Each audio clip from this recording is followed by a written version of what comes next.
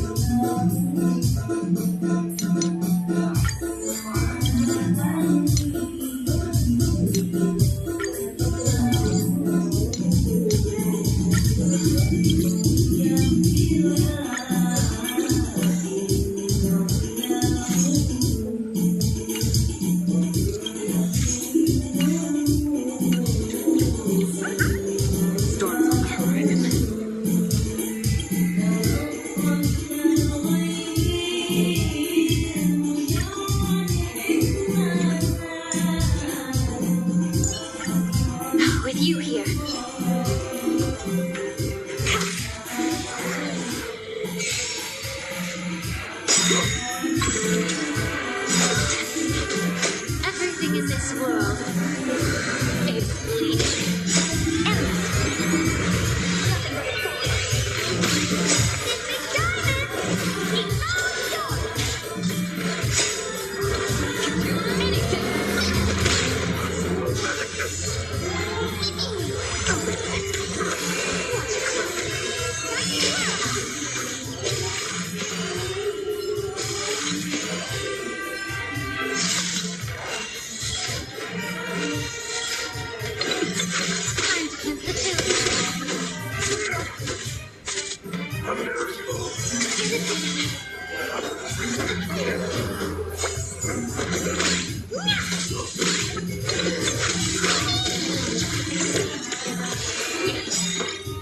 Everything in this world is bleeding.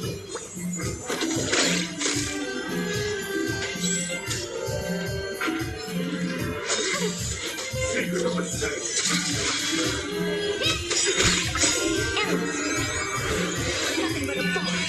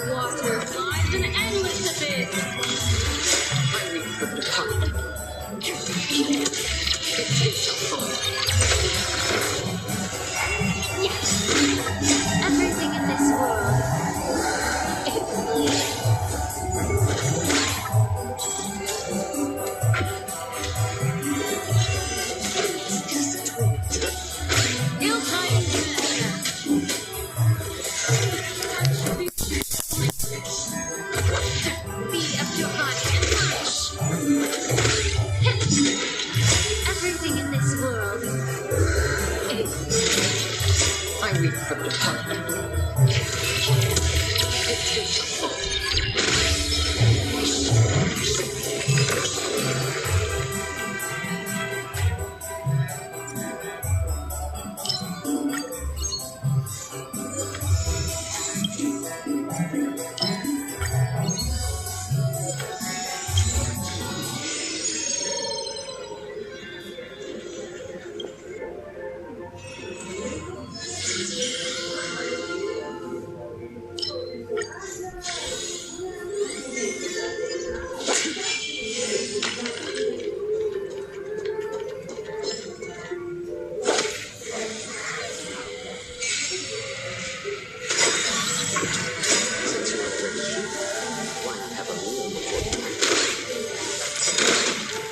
I weep from the heart.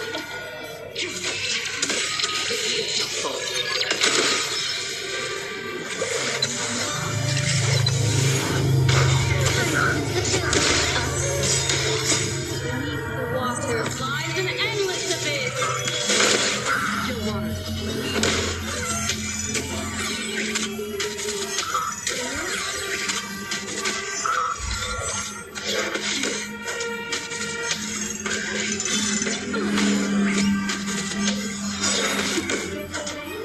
I weep from the heart.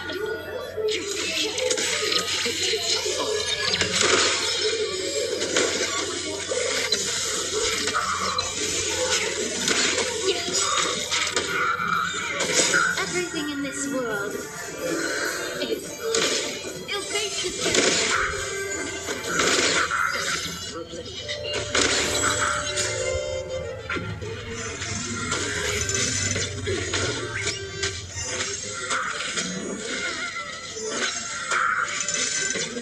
Attributions by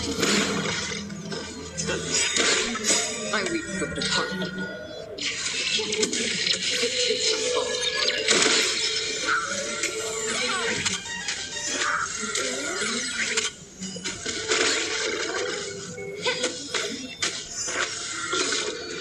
eventually rest.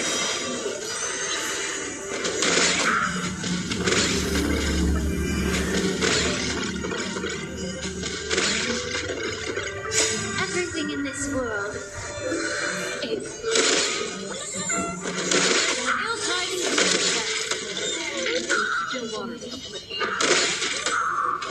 Just for oblivion. Attributions find you.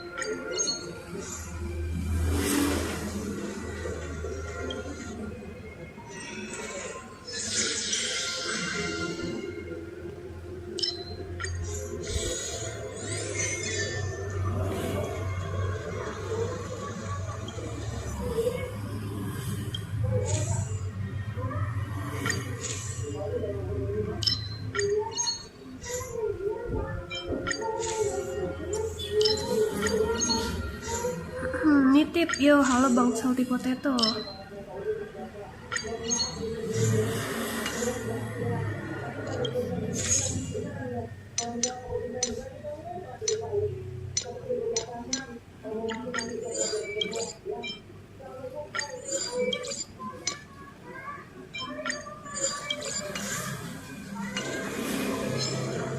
Storms on the horizon.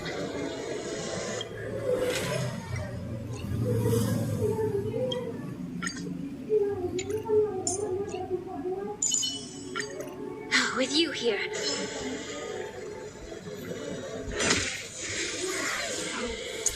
Semoga cepat pulang anomali birunya, amin. Semoga aja deh kayak gini.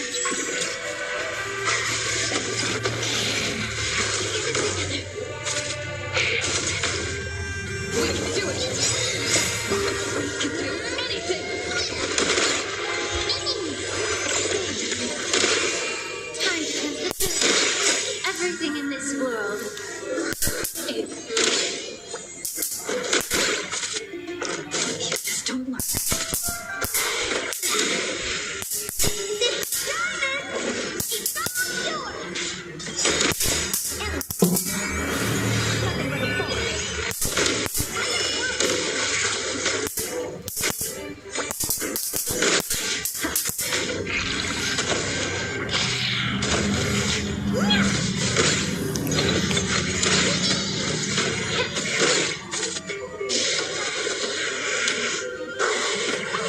everyone.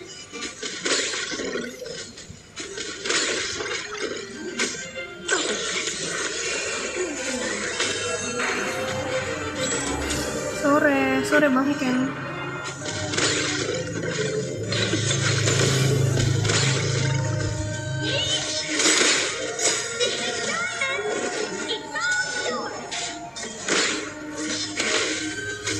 Be of your body and mind.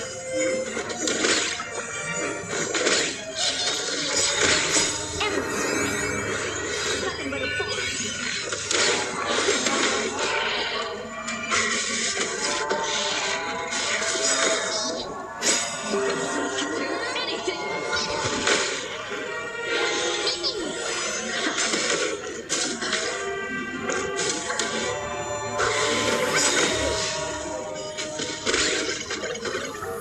Everything in this world is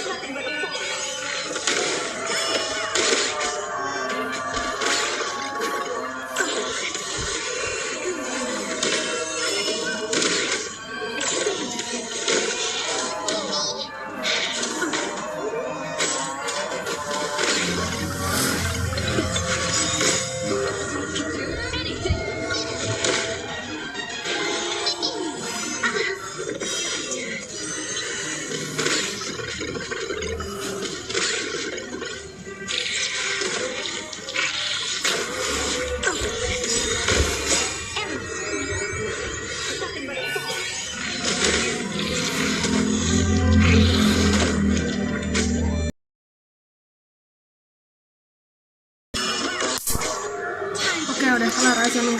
everything. Sekarang lagi meta kaki kah? Meta kaki maksudnya karakter wasik dari Triple C kolomnya sama si FURINDA HSR nunjukin kaki semua wkwk. Oh oh gitu.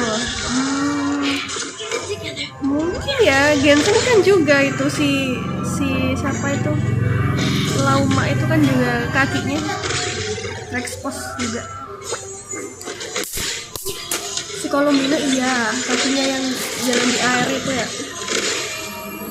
Tahu, kayaknya lagi demen kaki nih developernya.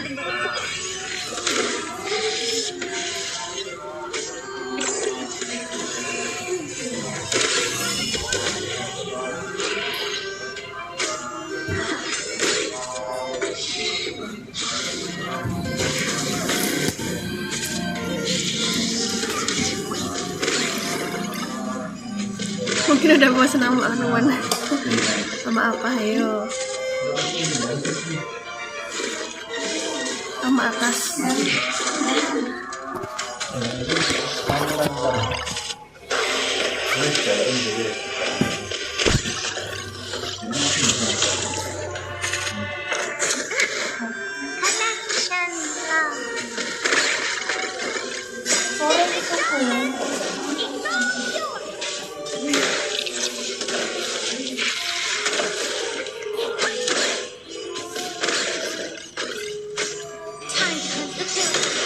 Everything in this world is Gak tahu. Sama melon dan roti. Waduh. Durian.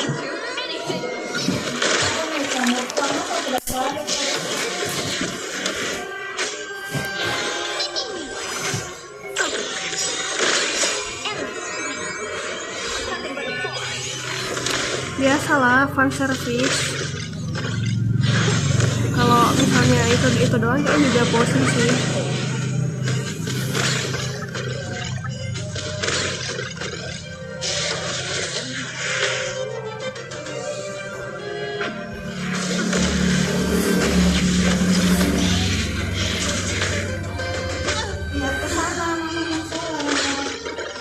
be of your body.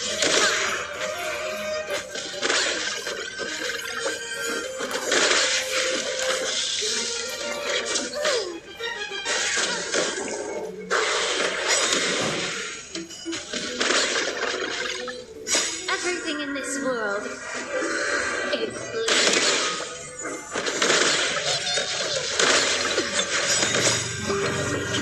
anything. Watch it close. Endless. Nothing but a force. Time to curse.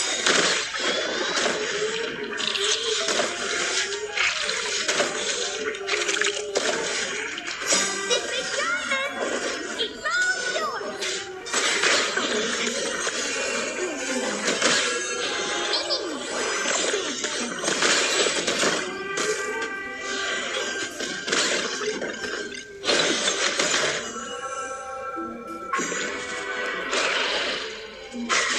Wah!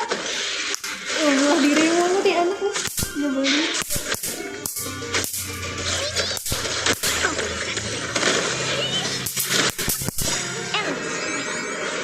Nothing but a force. Watch it close.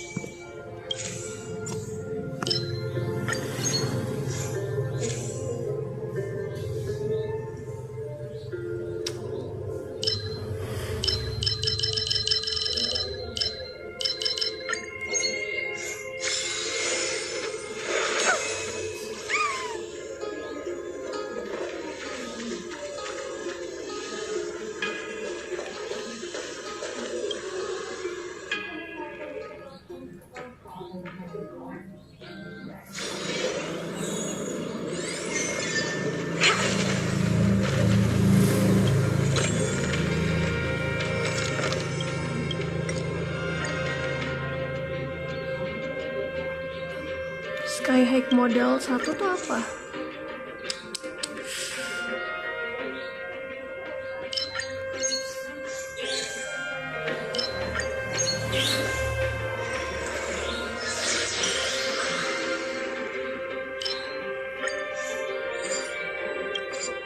Kayak apa tadi nggak aku baca?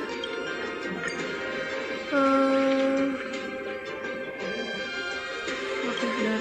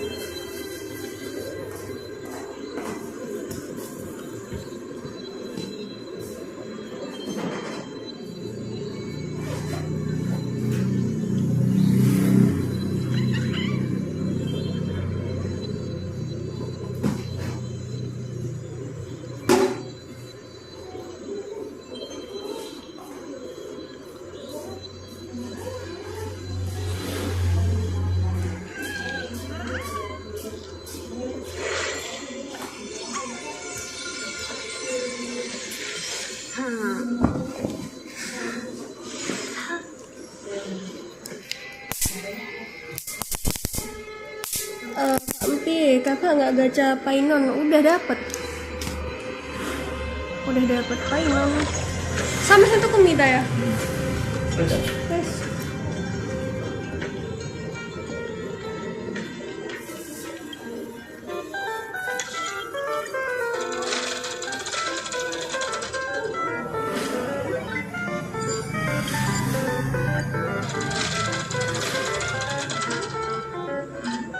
Apa ini? Alah.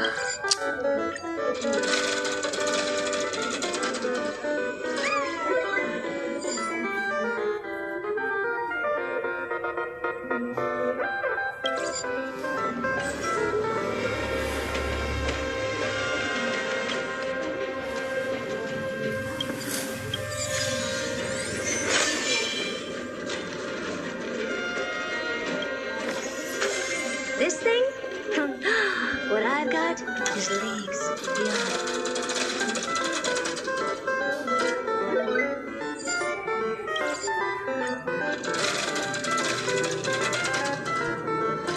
Ya, lagi sial ya.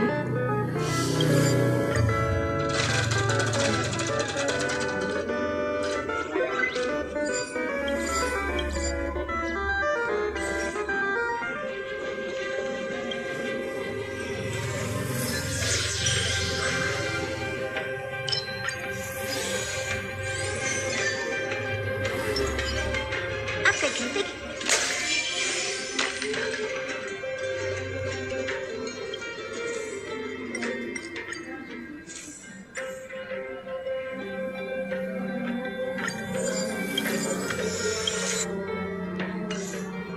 Orang lagi.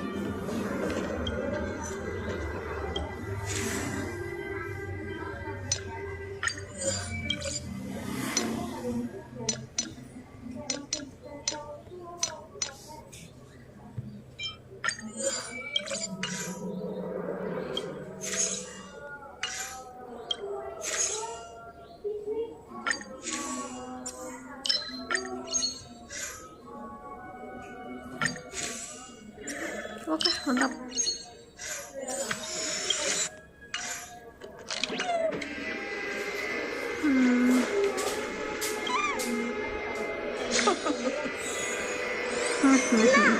How should I dispose of Alamak, lawan ini ya.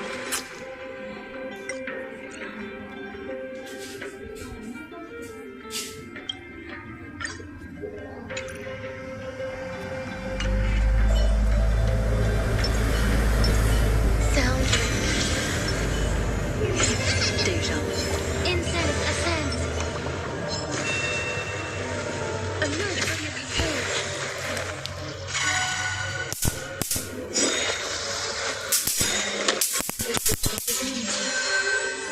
All will be swept away by the wind. Everything in this world. It's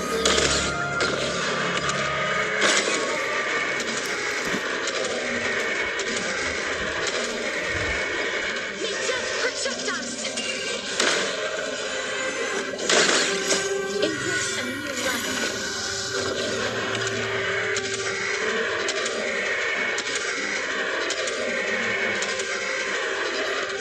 Protect us!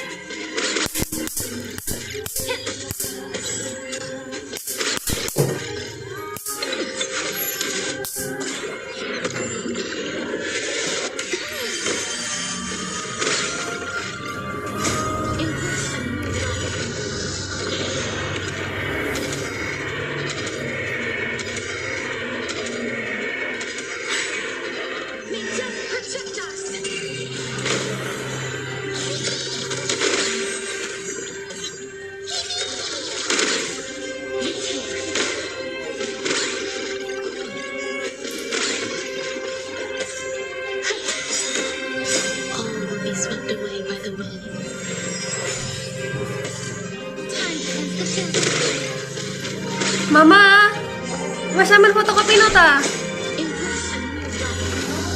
Iki lho manis do kene.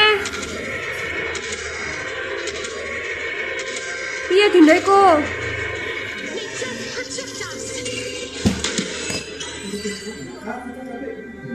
Kakak koyo harus yang bae nang mama kok. May wandering souls find their own way out. Saya terang.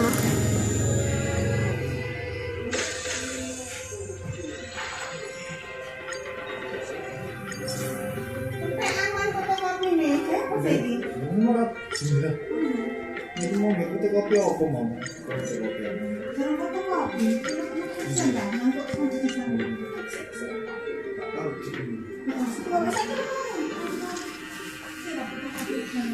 Pun, tinggal usah tinggal lagi. If we're not on patrol, we should get some rest.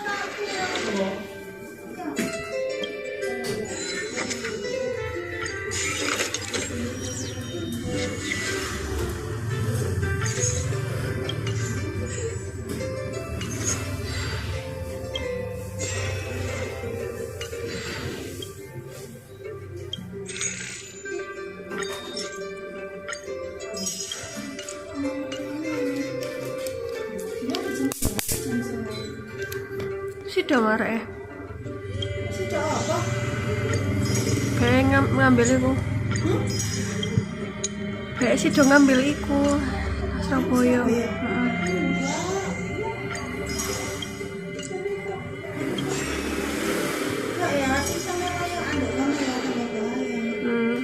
Malah baleni mana ya nek gagal ya. Mungkin kan organisasi kemarin itu kan enak kok dirian. Ya mas Surabaya kota gede jelas. Saingan ya.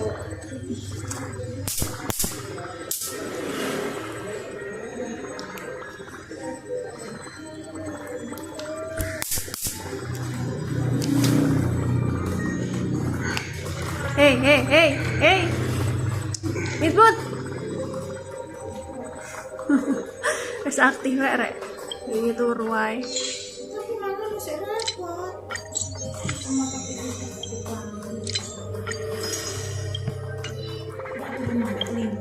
Itmut. Nah, suwe nih magilan. Itmut.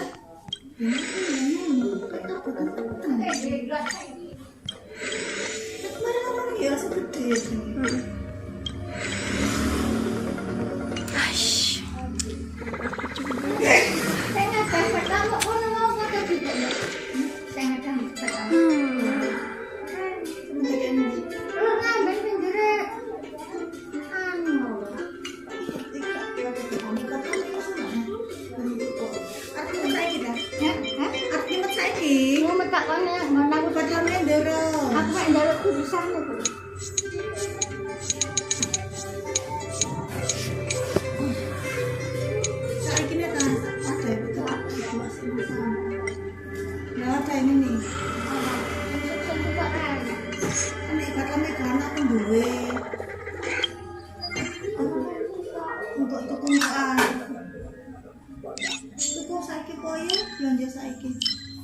Aku sing belanja.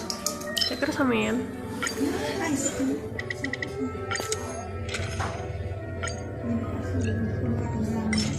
Ini es kan aku sing handle, sampai ada sama. Can a life made of a stone?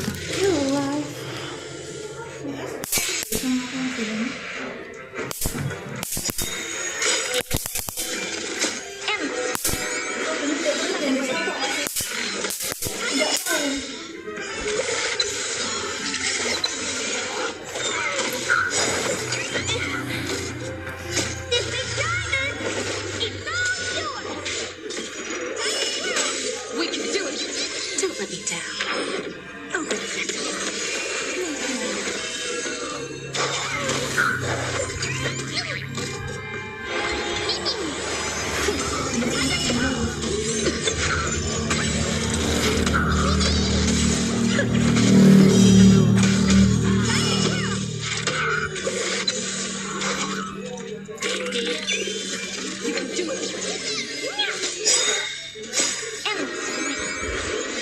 but a force.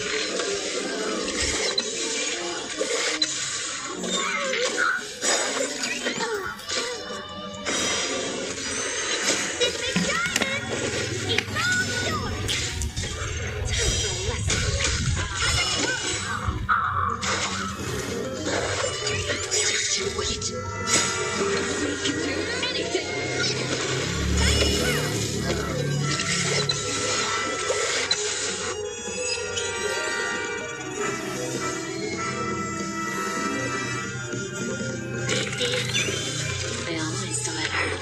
I choose you.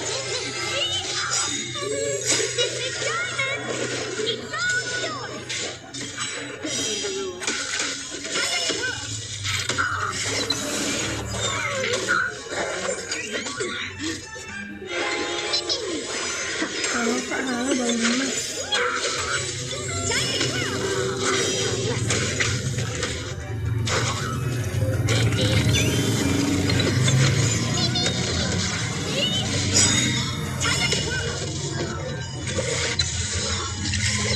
Aduh, tipsnya XP harga. Iya, gak bakal hilang soalnya.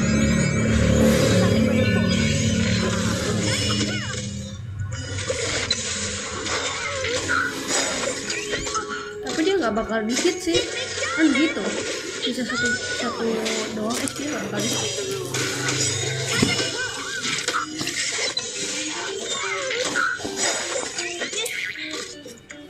There's no better for me or you.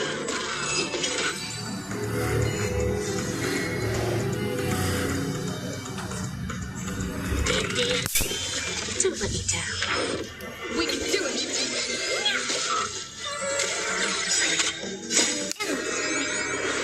Nothing but a force.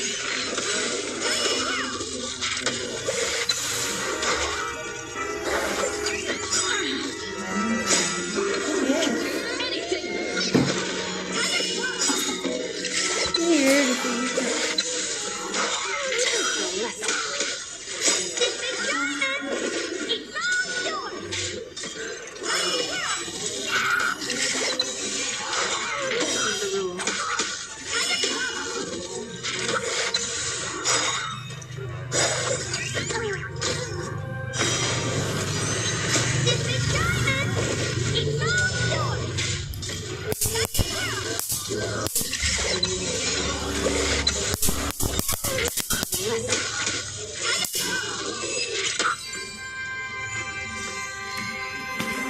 Terus satu lagi, berapa detik?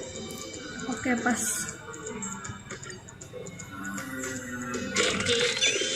I always deliver.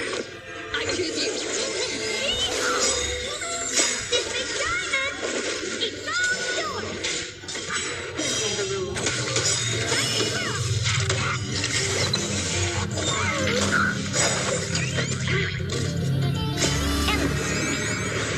Nothing but a force.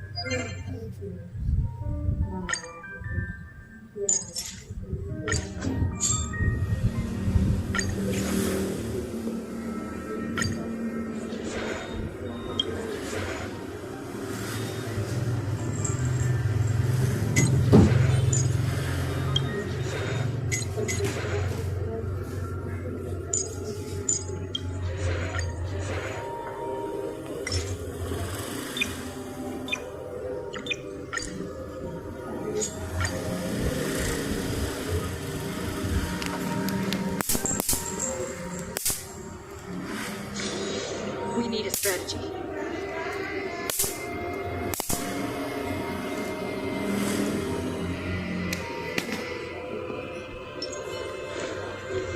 After configuring, take a look.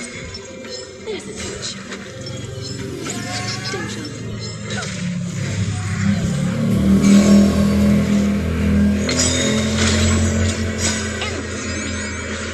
Nothing but a force. There's no backing. For me, boy. We can do anything. Don't let me down.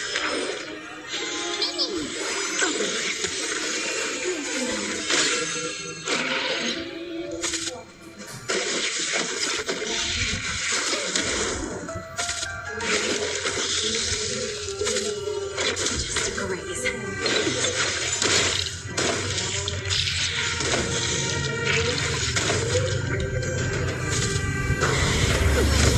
Bad.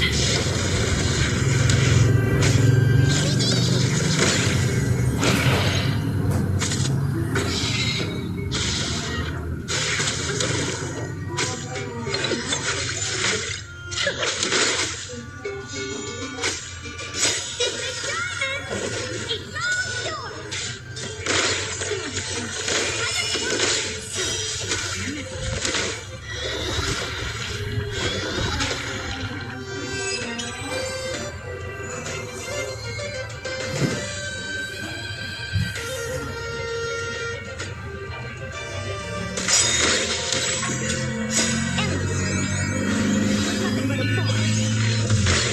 There's no backing. For me, boy. We can do anything. I always deliver.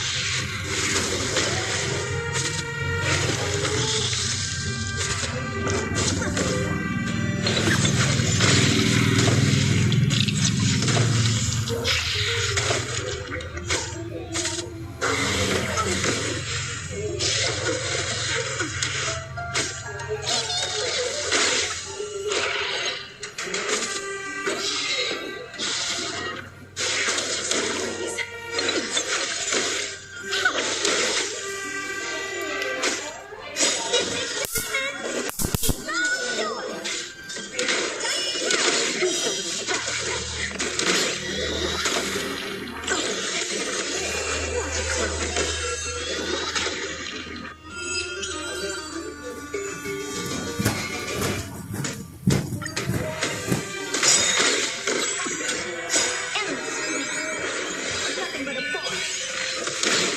There's no backing. For me, boy. We can do anything. Don't let me down.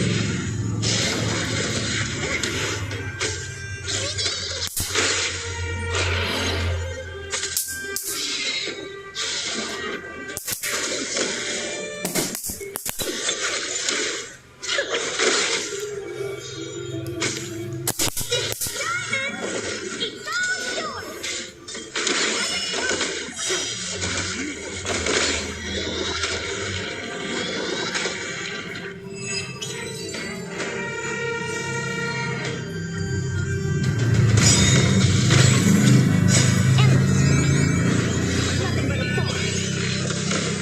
There's no backing. For me, boy. We can do anything. I always deliver.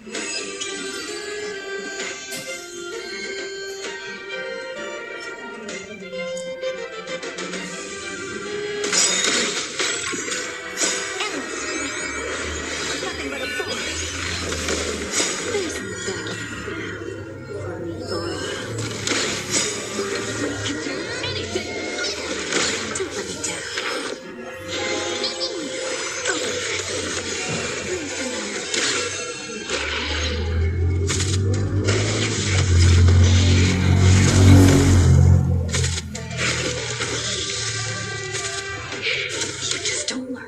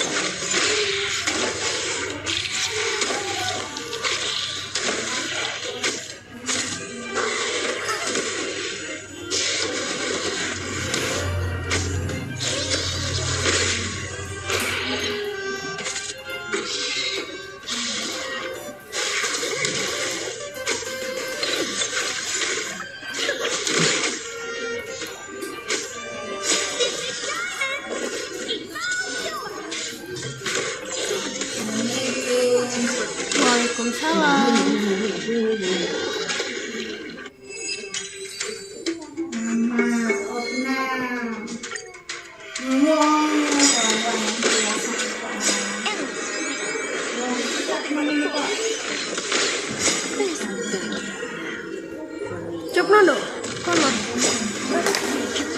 khẩu in khẩu con hả tiểu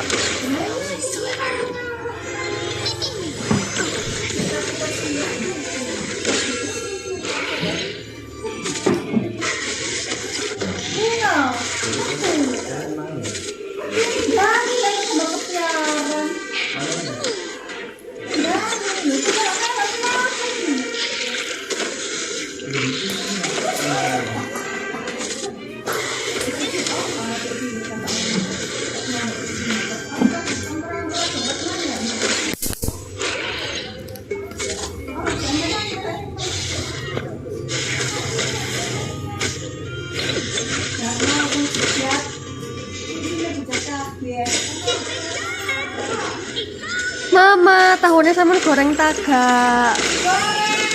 Gak lebono, gak enak.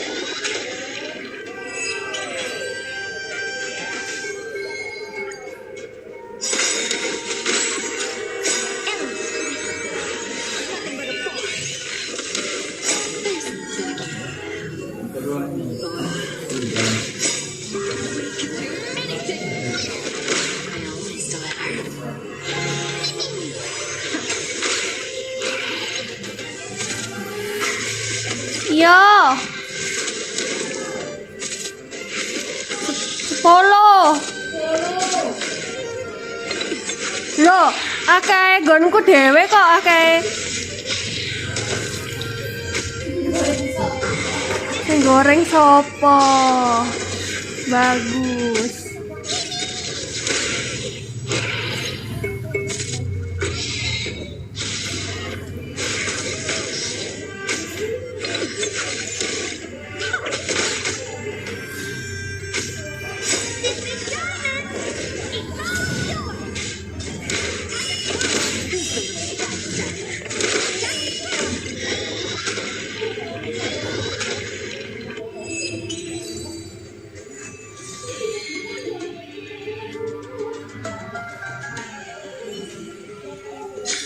If we're not on patrol, we should get some rest.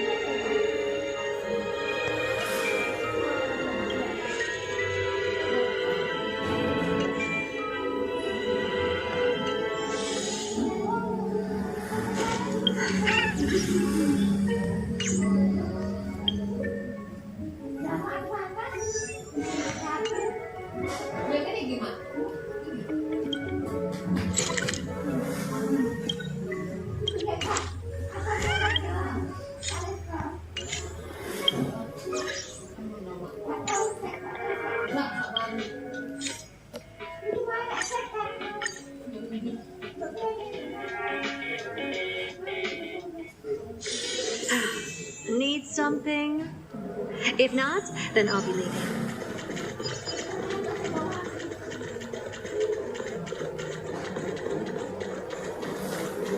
Fine.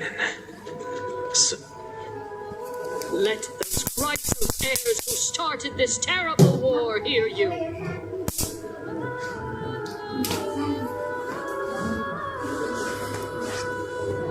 Let them hear the voices of the people.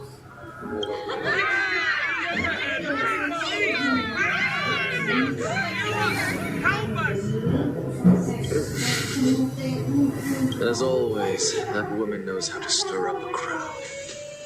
Professor Anaxa, I thought you'd pass on this. Everyone must cast their vote, or this assembly would serve no purpose. Prof, do you truly think it's wise to entrust the fate of the world to an assembly like this? Akama has stood strong under this system for 1,000 years. It stands to reason that there is purpose in its existence. But that is not what you're asking, is it? What you really want to know is Aglaya making the right decision in entrusting the fate of the world to you?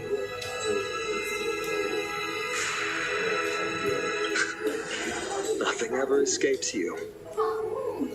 I didn't spend all those years teaching you for nothing. Most people only take 4 years to graduate, if I recall.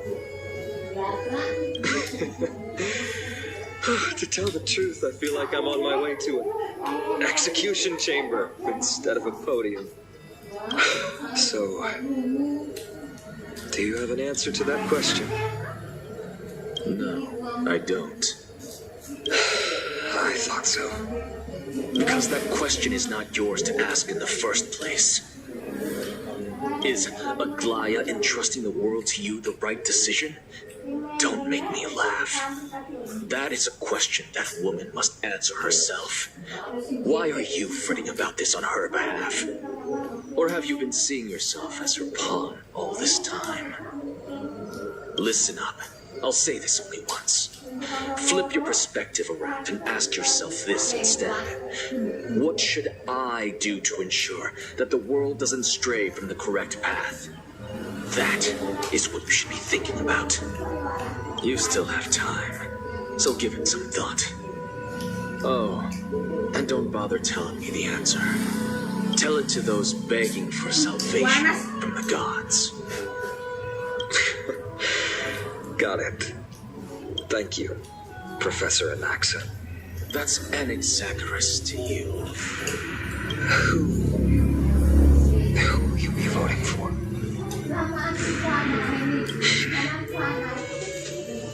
That'll depend on how well you perform. May Circe safeguard your thoughts.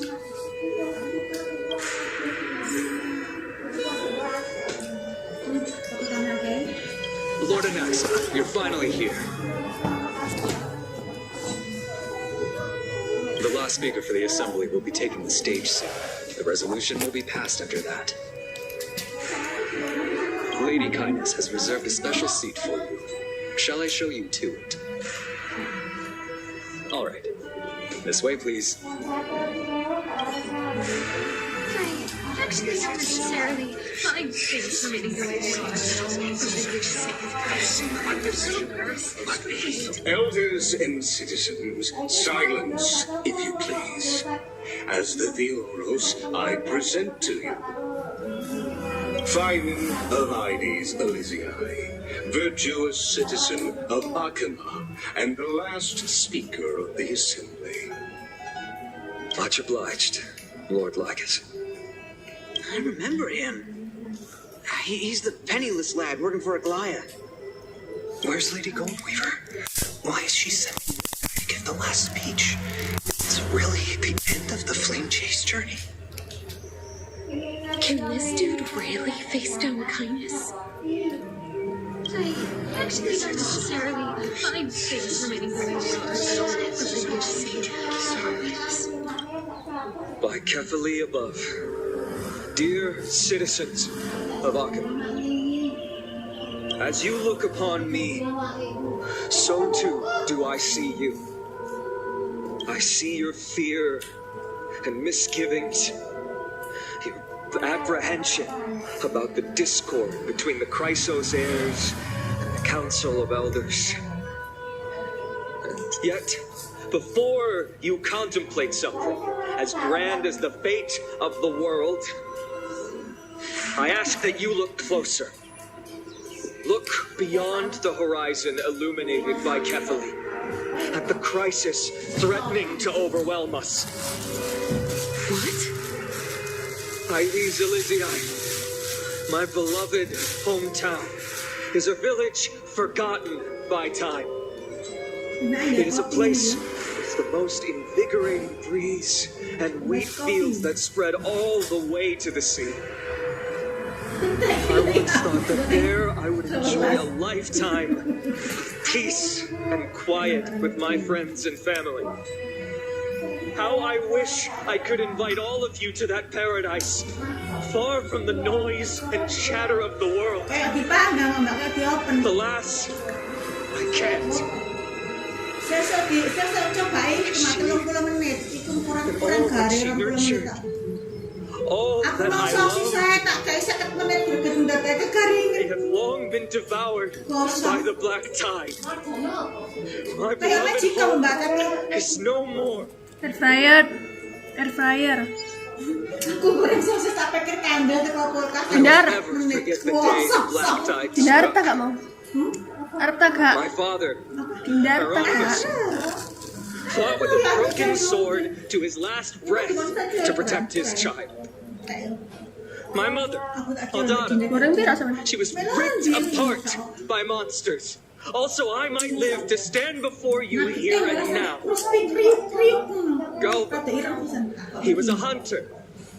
But in the end, those arms that once drew a bow instead embraced Piso, his beloved son, as they both breathed their last. Pythias, the teacher, risked her life to save her students, but a burning beam fell on her, crushing her. And what of Livia, her daughter? Did she make it out alive? No, she didn't. Livia, Piso, and so many other children. My childhood friends. They were all swallowed by the black tide and turned into monsters. They kept saying the same thing over and over.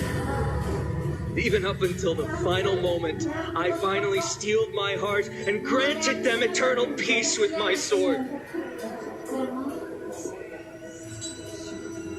Why, finally?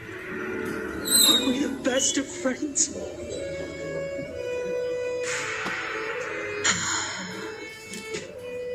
That is the black tide. A looming threat that can bring Akuma to its knees any time.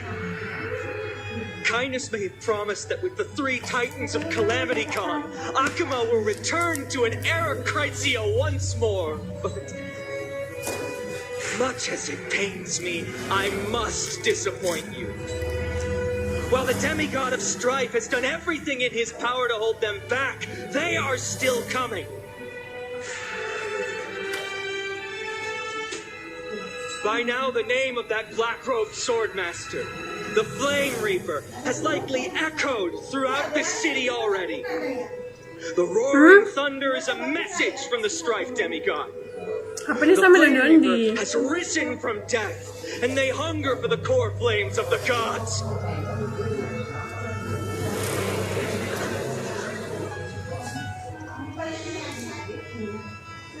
Lies! If such a powerful enemy is indeed approaching, why is Akuma still a picture of peace? Exactly! The city of Akuma shows no signs of pandemonium or chaos. And why is that? I beg you, spare a moment to think about this. Are we able to stand here and hold this assembly in peace today because the danger has passed?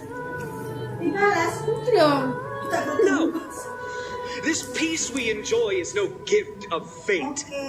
We are able to stand here today only because the Chrysos heirs have stepped up and shielded Akuma from calamity. With her golden threads, Aglaya has preserved and continues to preserve these idyllic days that all of you hold dear. Council of Elders claims that Aglaya will one day forsake the people because her divinity is eroding her body and soul. But ask yourselves this. Rather than offering her aid and support, why do they choose to watch and push Akuma away from the Flame Chase journey?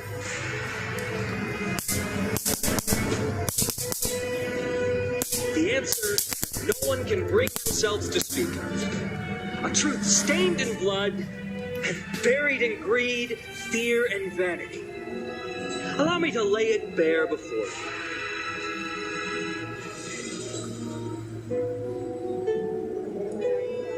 It is because the Council of Elders, which bears Akuma's history and honor, along with this citizens' assembly we once took so much pride in, are now infested with vermin.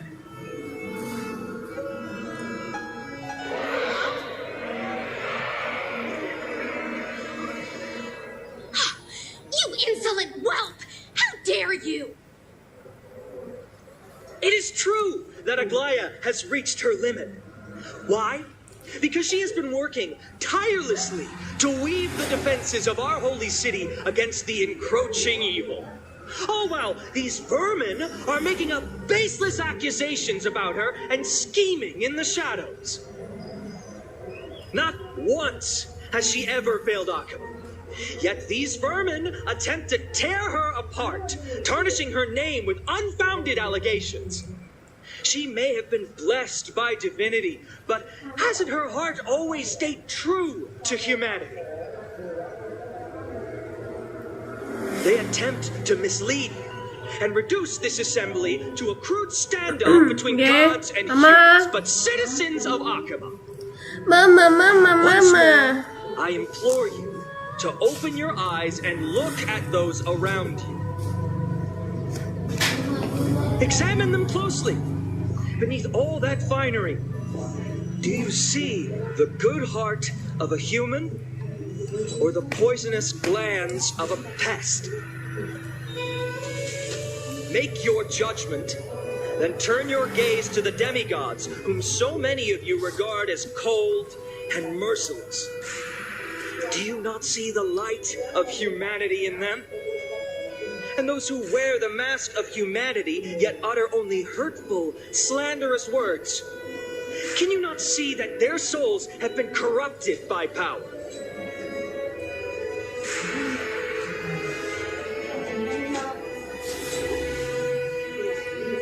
Yet, no matter what your answer is, and no matter who your vote goes to, rest assured that you have nothing to fear.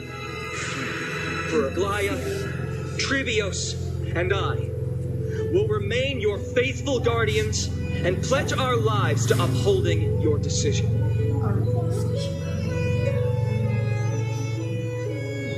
And this vow will stay true until the end of our days, where it will be passed on to future flame chasers.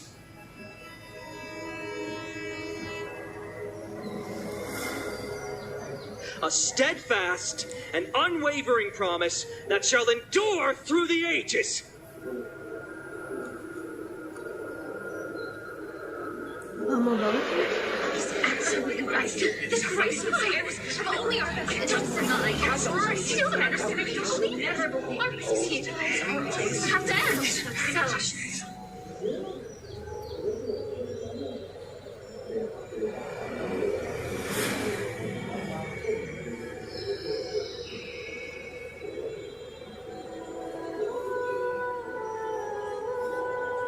At the present time, on the scales of Talentum, those who call for the continuation of the flame chase journey, and those who demand its suspension.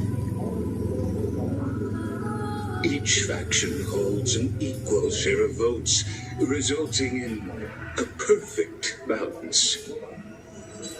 Mau sego gorengan jadi dua tekan mah. As expected, this is the moment when the flame chase journey is the closest. Mie goreng, ayam mau aku mie goreng.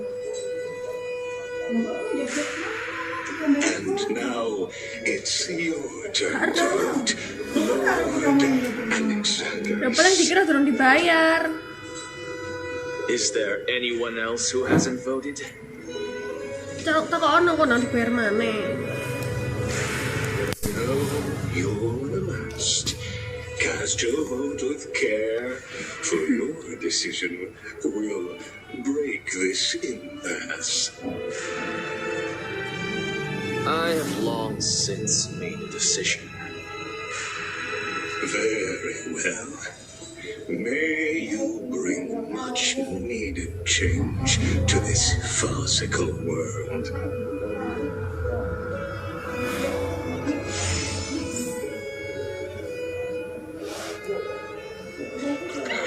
Your Highness. Talk about a grand entrance.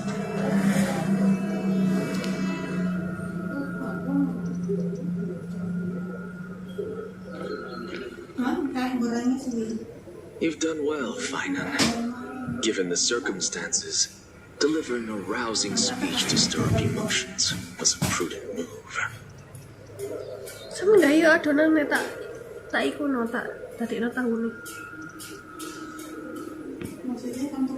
Thank you all Ya for sama yang your deh patience. On behalf of the 7 sages of the Grove of Epiphany and the scholars of Amphorius, Iya. I, Anaxagoras, am ready to cast my vote. But before that, in the interest of fairness, Lady Goldweaver, I pose a question to you before all who are gathered here. Will you, as Finan has promised, Stand by the decision made in the assembly, regardless of outcome.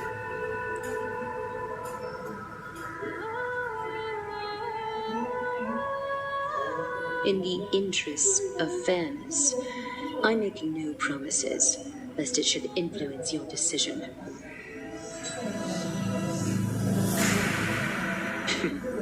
Very well.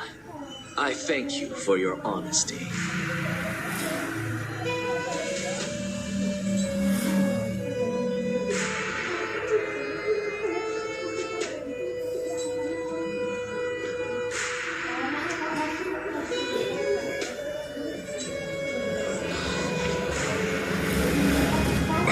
What's he doing? The stakes are high. Let's be patient. Cut the act! Who do you think you are wasting our time like this?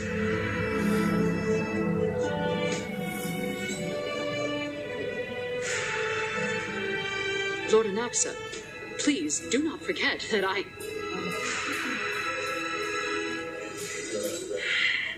Rule number 1, do not call me Anaxa.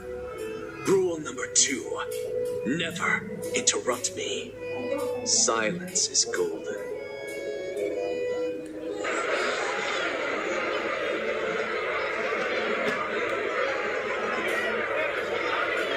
Just vote already. What are you waiting for?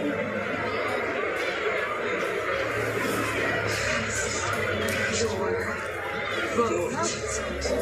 Cast your vote.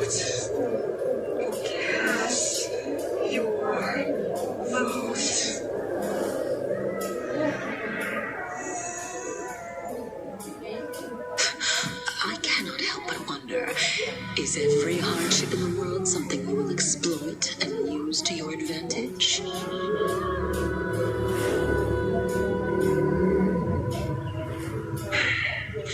How else am I supposed to make use of this situation where my body and soul are separated?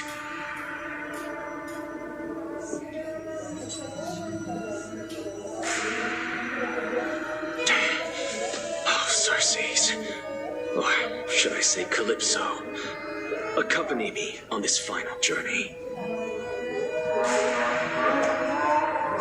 Let us journey to the Nether Realm and see how she will substantiate the answer to your question and validate my decision.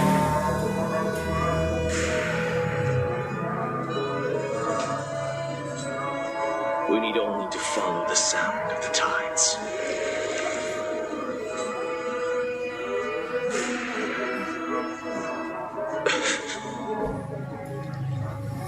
You are...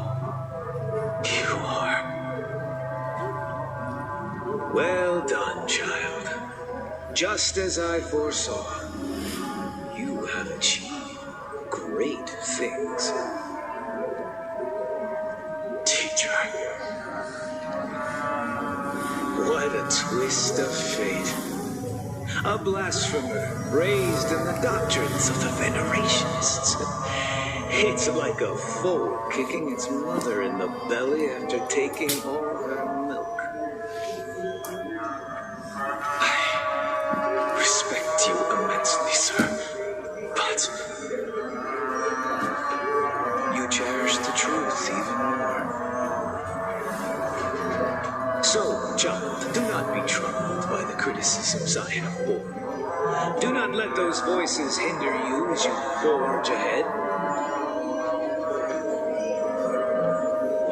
As the sage of the Venerationists, I am duty-bound to oppose you. But, as your friend and mentor, Anaxagoras, I say,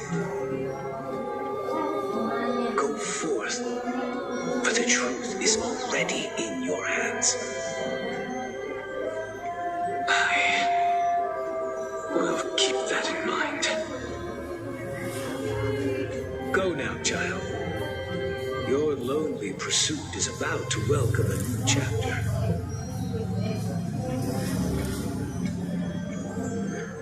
And when you reach the end of this journey, may we meet again with the truth before us. You have my word, sir. May Cersei's safeguard your thoughts. May Cersei safeguard your thoughts.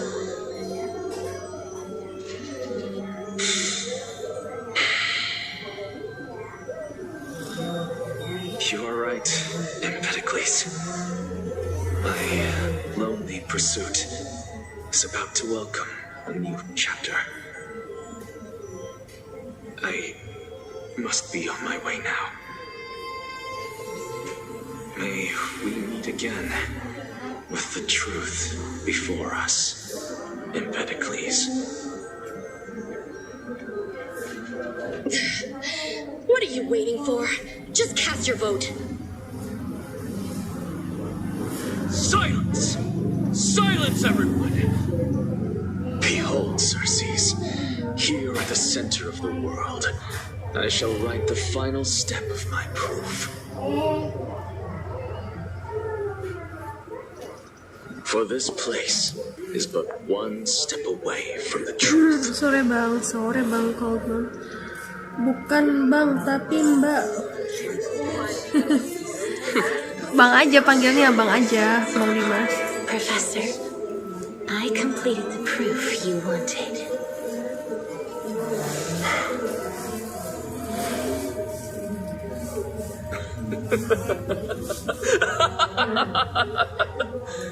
Thank you, Castorus. The answer is plain as day. My vote goes to the flame chase journey and nothing else. Mordecai's, I have deciphered the truth of this world.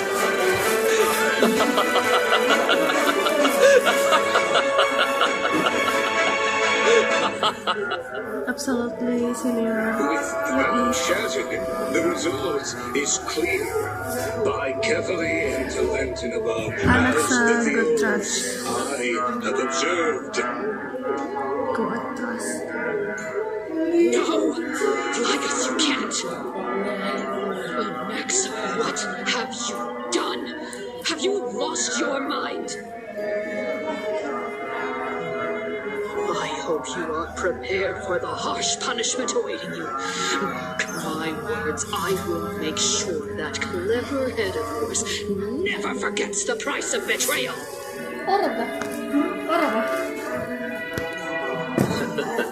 Have you forgotten? I told you that happens to be one of my rare talents.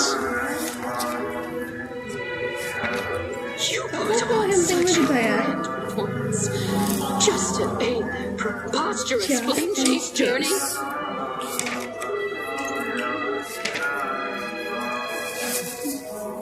Performance? No, you are quite mistaken.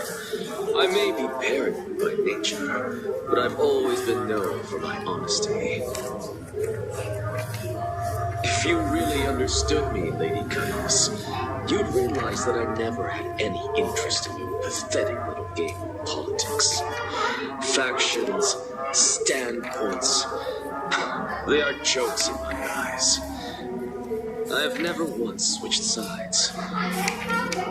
Because I, and I alone, am the truth.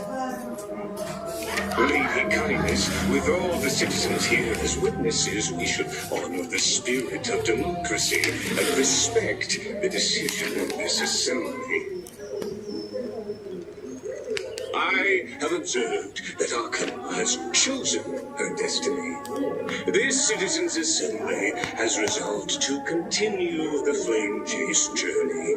This resolution shall be put up on the wall of heroes, such that all citizens are aware of the city's way forward. You! It seems not everyone is ready for the assembly to end. Very well. Let me entertain you for a little longer. By your leave, Lord Lycus. Interesting. Elders and citizens, your attention, please. Stay for a moment more, if you will. Anaxagoras of the Grove of Epiphany has an announcement for the Assembly. What is this performer up to now?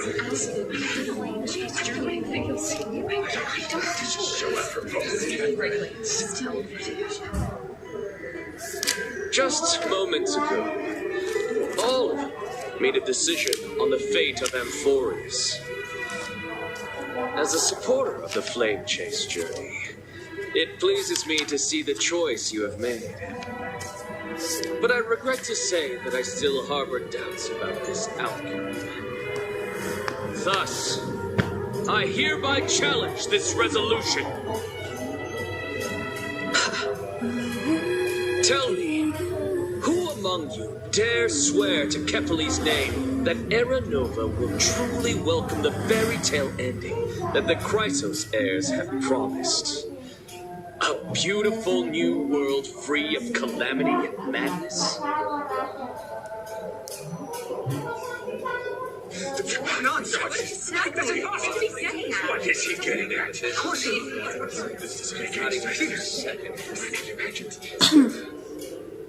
No one?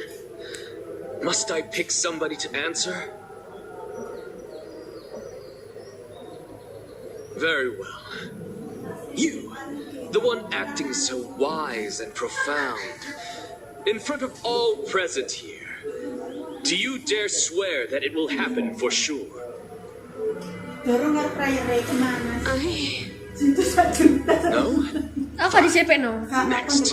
Ya Allah, You, baik the sekali. one with ignorance Oh, written terima all over. kasih, ini aku kan. Yes, you.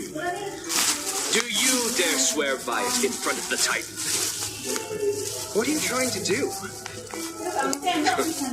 Useless. Your turn. Loh, With that malah smug look ngomong of nih yours, piye. you must be confident that the Alah, Flame jauh Chase is the situ. best course to take. Pira-pira ini? right? Itu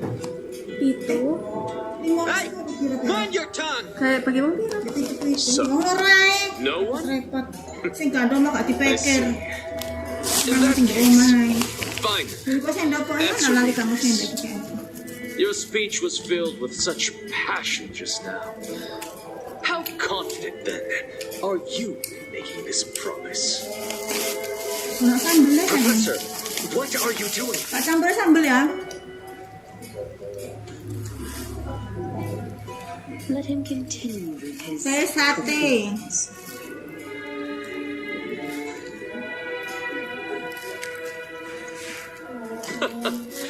Will you look at that? Even Finan and Aglaya lack the courage to make such a promise.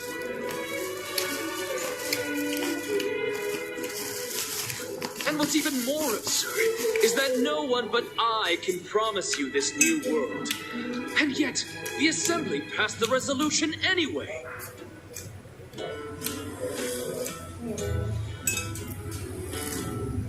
But you needn't worry, because I knew better than to trust you good-for-nothings. That is precisely why I am here today. To give you one final lecture. Now listen up and listen well. I, Anaxagoras of the Grove of Epiphany, hereby declare...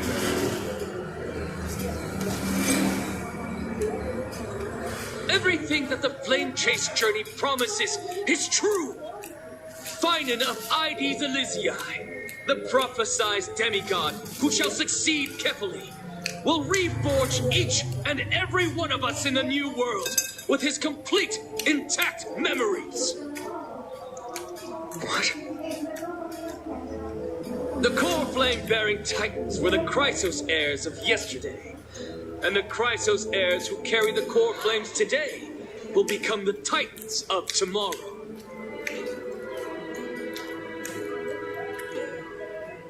All of our souls shall endure for eternity in the miracle of the world bearer. And all under Kepali's protection shall step into that new world.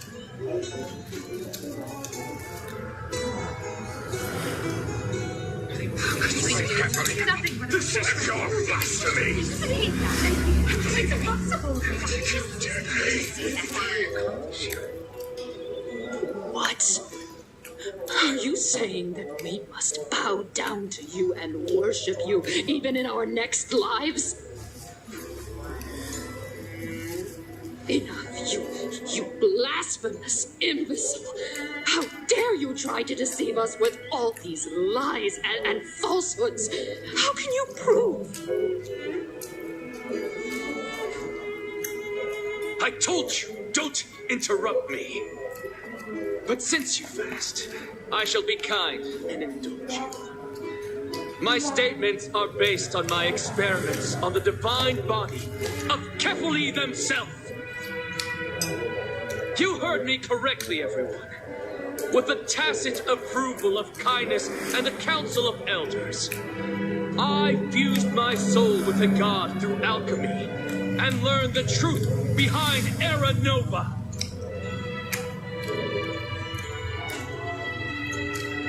What is he talking about? Isn't that pure blasphemy? I, the vile, wretched blasphemer, deserve nothing less than death for my sins.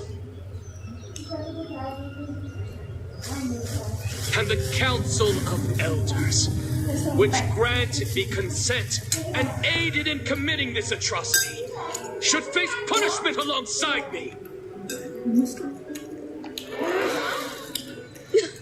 By the gods, even kindness has betrayed Akuma.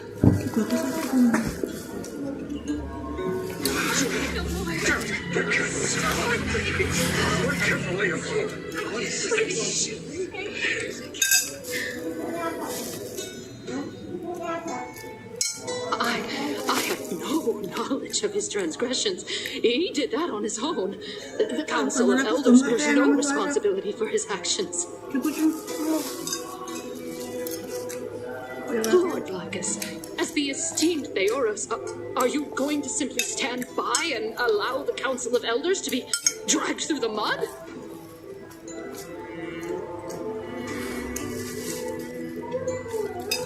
If the accusation is true, I will acknowledge it. If not, my conscience stands unburdened. Lady Kindness, the reputation of the Council of Elders was not built in a day, nor will it be shattered overnight. Repercussions await those who fool the people, and punishment must be meted out on those who abandon their vows. We should respect this beautiful city and her people.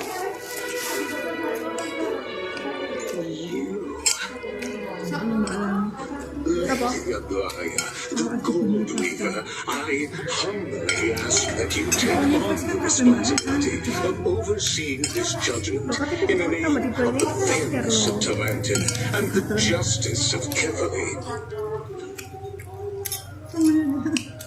Considering the circumstances, and in accordance with Akuma's codex as the only demigod among us, you shall rightfully wield this authority.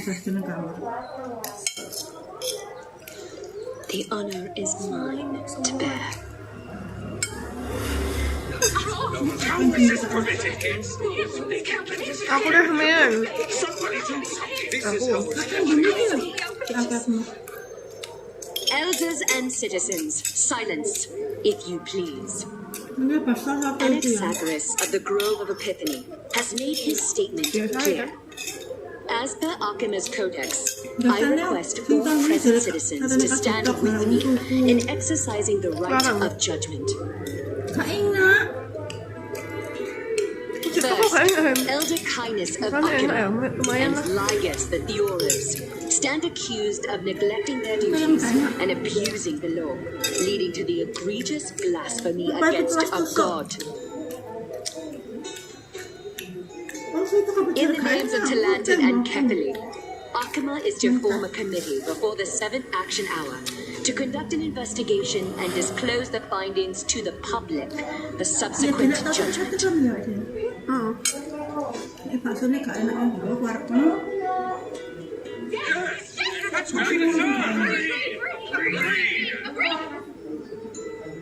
Curse you. Now, concerning Anaxagoras of the Grove of Epiphany, he has confessed to grave blasphemy against Kepali. In the names of Talantin and Kepali, the accused must be allowed to hear the people's voice prior to the execution, for a chance at a reduced sentence and possible pardon.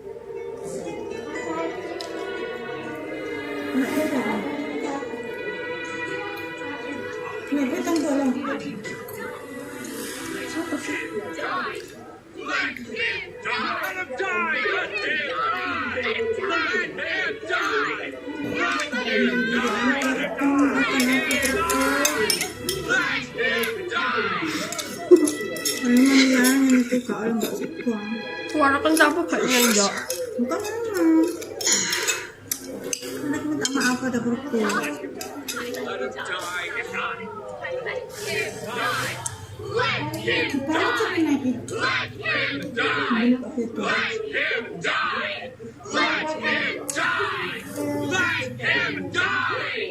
Aku tetap posisi juara ini.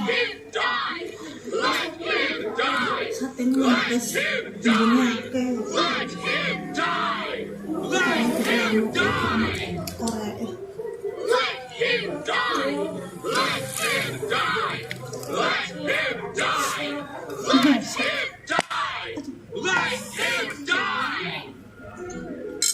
Siji, loro, telu, papat, lima, hitung itu kan Benar hitungnya.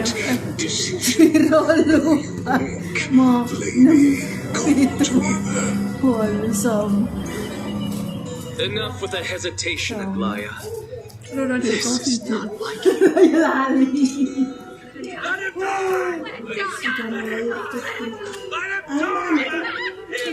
Kapan? Bukan yang lama itu. Lompat ini sama enak. Apa sih guna waktu? Masa makan siang. In light of the people's voice, Kan siang ya? O Talantin on high, may you bring death upon him. Ya dewe itu.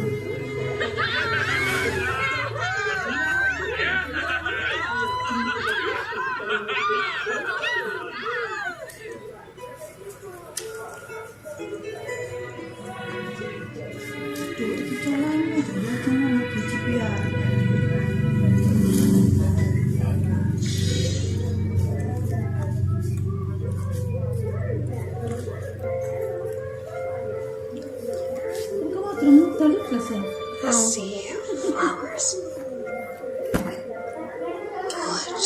What is this place?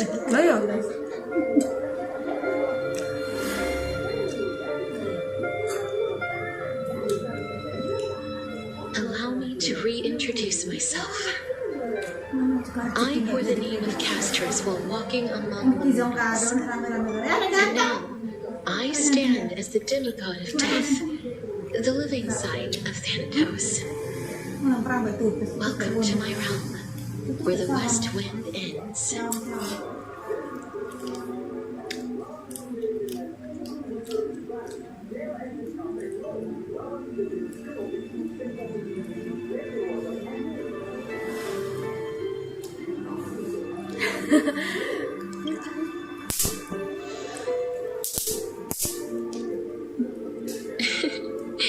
You're still as energetic as always.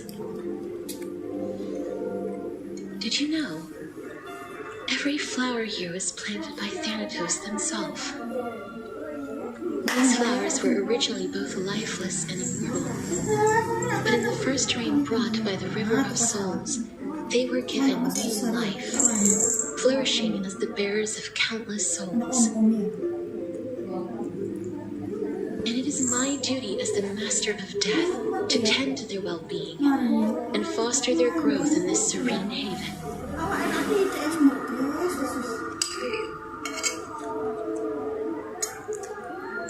Similar to the structured cycle of life and death in the mortal world, these flowers too shall wither and fade, returning to the earth and then ascending to the sky with mist and tides.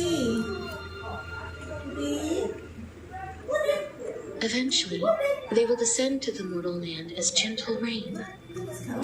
Every soul undergoes the perpetual cycle of reincarnation, albeit in varied forms, until the world meets its end.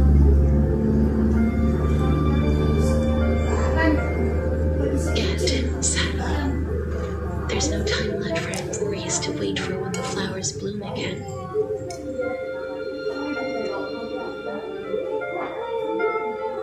Now, death is the power at my fingertips.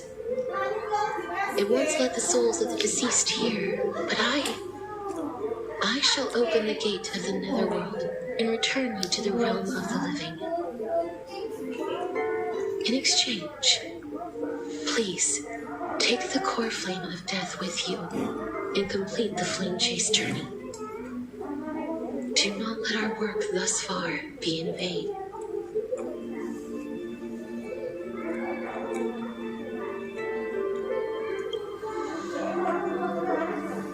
Rest assured, defying death is Thanatos' divine authority. Fortunately, your soul hasn't dissipated. This is not a resurrection, but the extradition of a dying person back to the present world.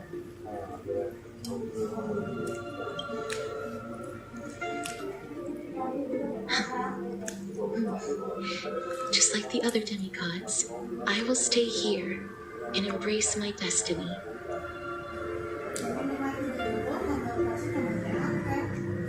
That being said, it is not easy to guide a lost soul back to the mortal realm. The whispers of death are sweet and alluring. If your determination wavers, you will succumb and be forever ensnared by the netherworld's grasp. Please consider this unlimited exception. I will do everything in my power for the flame chase journey.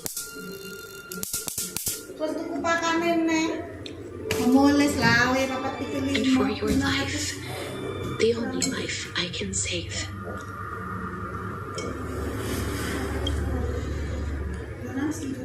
I am glad to hear that.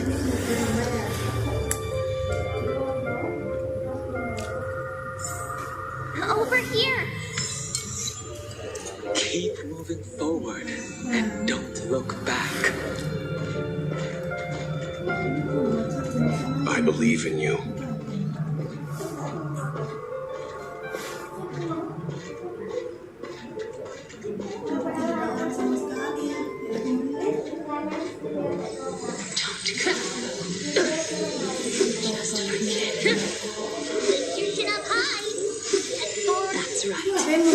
Keep your eyes on the dawn. Onward. Show me your courage, partner. We shall be almost there.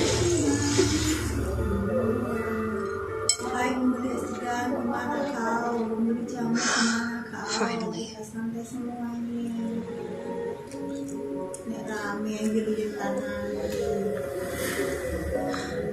Thank you, casters. Since I've already made it to the end, maybe I can have one last glance at that sea of flowers.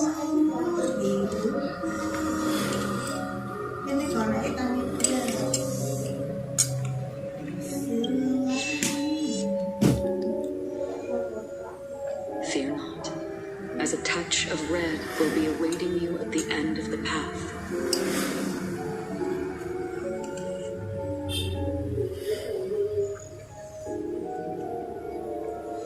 It'll guide you and illuminate the way out.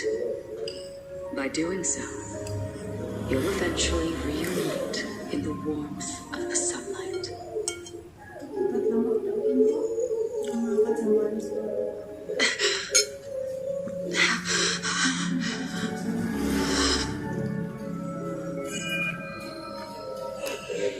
What's this? What in the world are these shadows and voices? All of this is proof that you once lived.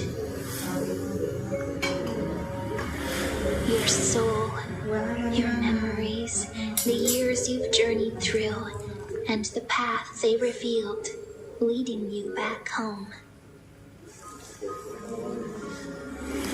So, continue onward. Do not stop moving forward, and do not let her sacrifice and the support of all who have stood by you be in vain. Over here, friend! Take my hand. Let's go home.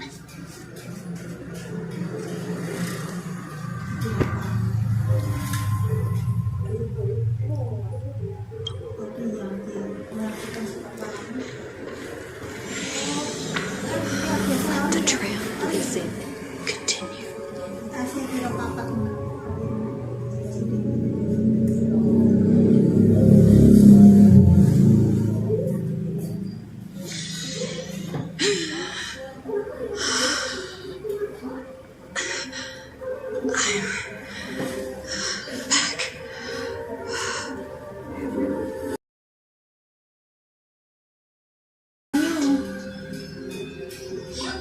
Your soul is still perfectly whole, as if some kind of force is trying its best to keep it together.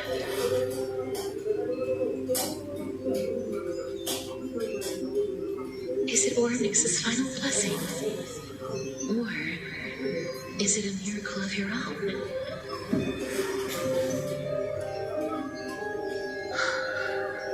It's truly incredible. Such a strange surge of familiarity. So hard to describe. Perhaps it is fate, once again fulfilling its own design. Or perhaps it is the loss from beyond the sky, so familiar to you, that intertwined our fates long ago.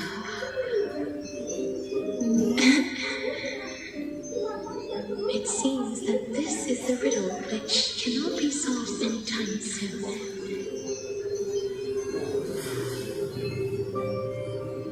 The sensation of becoming a demigod is truly wondrous.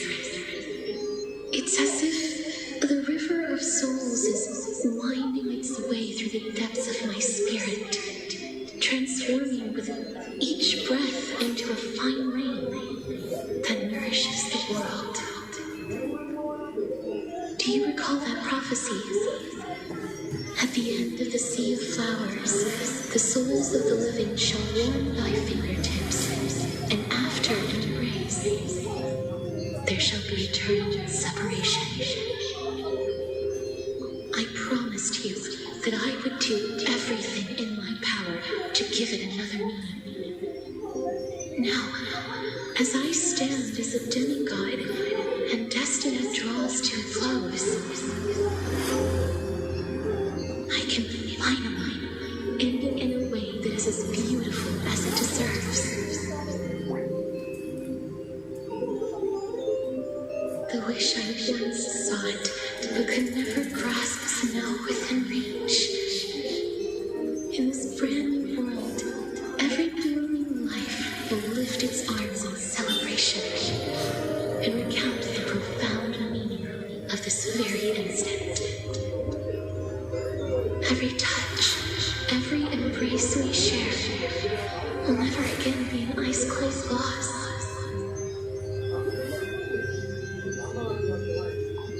They will radiate with an intense warmth, sowing love far and wide throughout the land.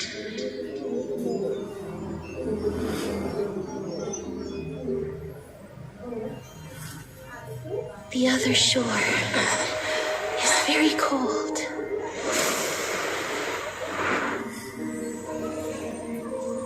May I borrow your warmth one last time? Thank you for fulfilling this wish of mine. The place I'll be going to is what humans call the land of sorrows. But with this heartbeat and the residual heat of this embrace, I shall turn the nether realm into a gentle place of rest.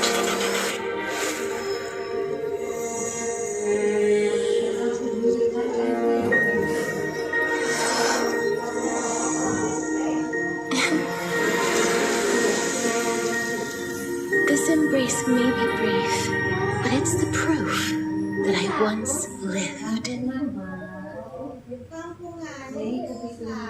Farewell, then. May we reunite in the new world.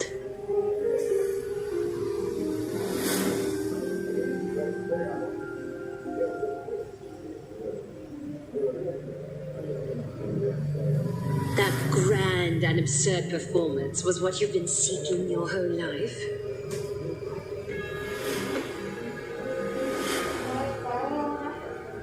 I gave up everything in search of truth, and it culminated in this very moment.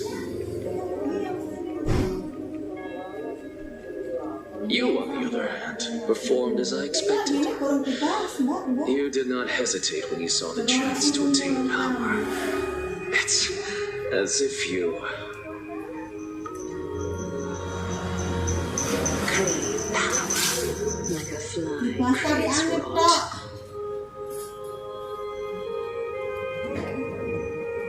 Those are your words, not mine. But what you said at the end, did you already know what I had planned for Finan?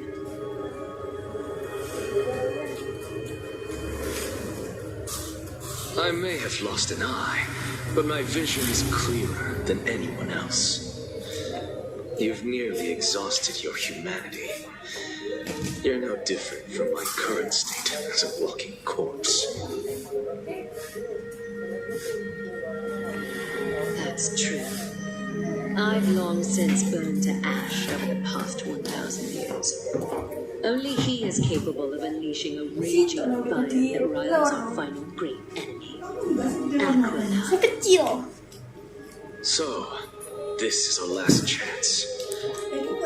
How about we let go of the bad blood between us? May I resonate with your core flame, Aglaya?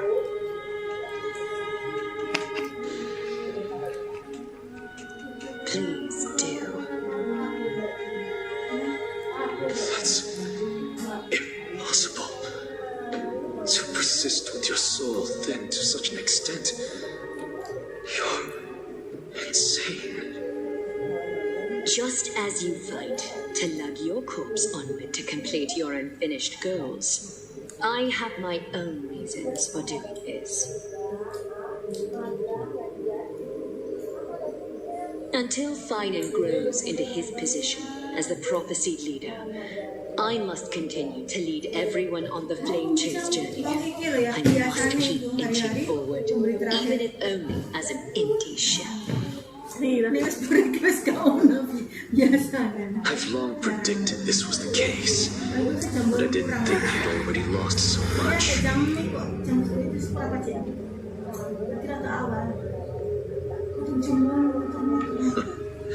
How ironic. We would have avoided so many misunderstandings if you and I had just spoken this candidly before. But casting aside our ideological differences, there is one thing you and I agree on.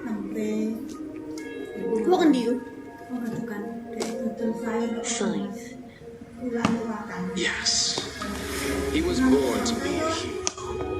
He understands the hearts of the people, and I can confidently say he is a far better leader than you.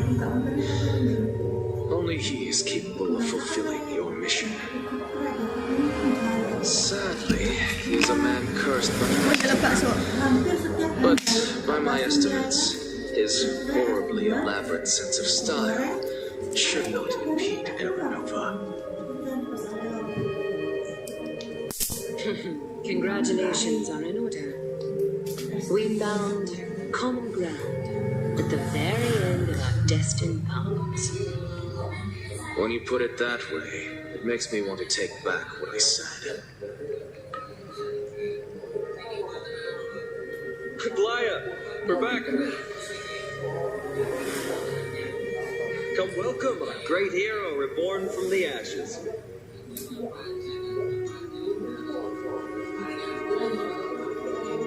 Pilihannya Mama lah ya.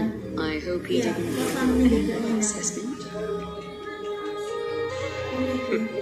It wouldn't be the first time I criticized him. A man should be aware of his own shortcomings. Ibis kayak nak solo gelak ngono sih.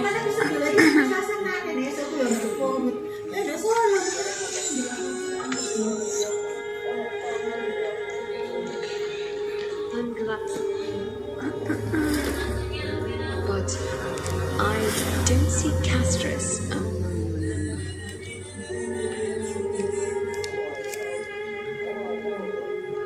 It looks like she not only helped me prove my theory, but helped you fulfill your mission as well.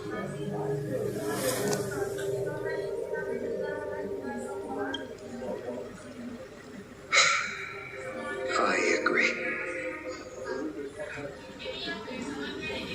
She might not have been able to change her fate, but she still wrote the final verse of her epic herself.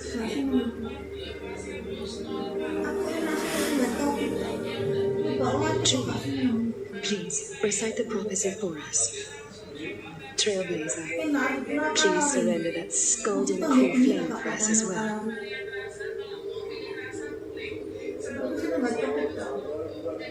You are the only life she ever saved by her own hand in her 1,000 years on this earth. I believe no one is more qualified for this noble task.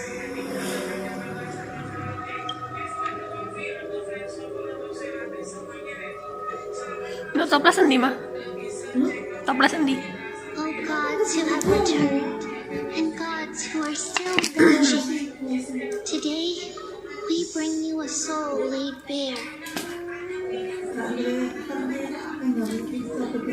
The hand of shadow, Thanatos, remembered their name from the Oh, sate past. tering. From daylight they came, and to their fragrant dwelling they returned, to walk now Mau among kata the bikain. ranks. And there was one who joined hands with the Titan, a traveler risen from the dead and reborn among mortal kind. She is the everlasting night, and shall now proclaim in her good name. O majesty of the 12 Titans, pillars of the world, we seek your divinity to mend the rifts of the world.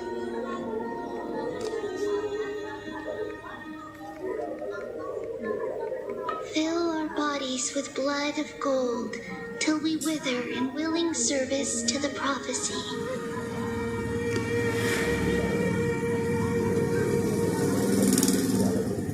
Step forward, trailblazer from beyond the sky, and together with us, surrender the core flame and carve their star into the sky.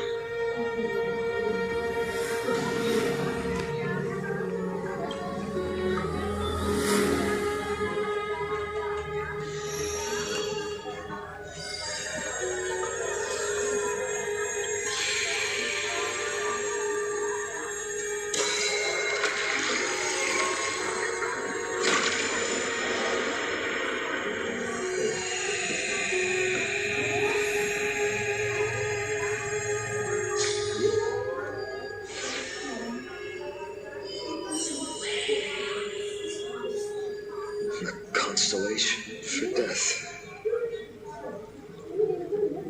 For life and death, to be more precise.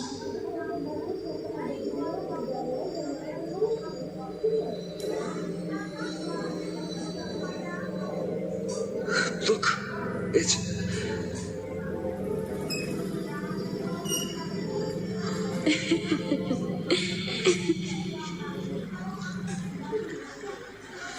Is that Castorus? No, Mas it's dosnya only ada, the Pak. divine echo. Padahal. I think she's here for a trial. Ngomongan. Ketemu boyongan.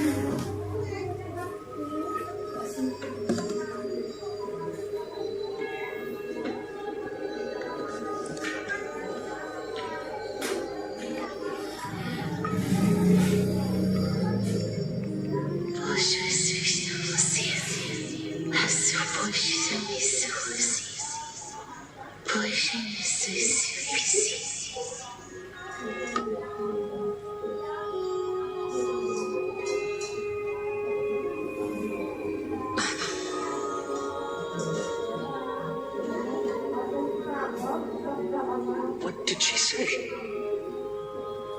That's the language of the Titans. Castorus. No. The Titan. They said, I have illuminated the cold shadow of death. Apa, Jun? Onwards. For your path to the future is bright and its flame eternal. Pandaan. Terima kasih. Andar. Oh, apa kan? Kita kau yang Do not Jangan forget gini. it.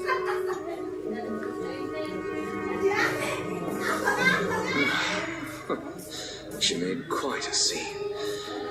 I suppose it's my turn now. I won't stop you. Professor, you... What's with that look? You were present. So, let's get this execution over with.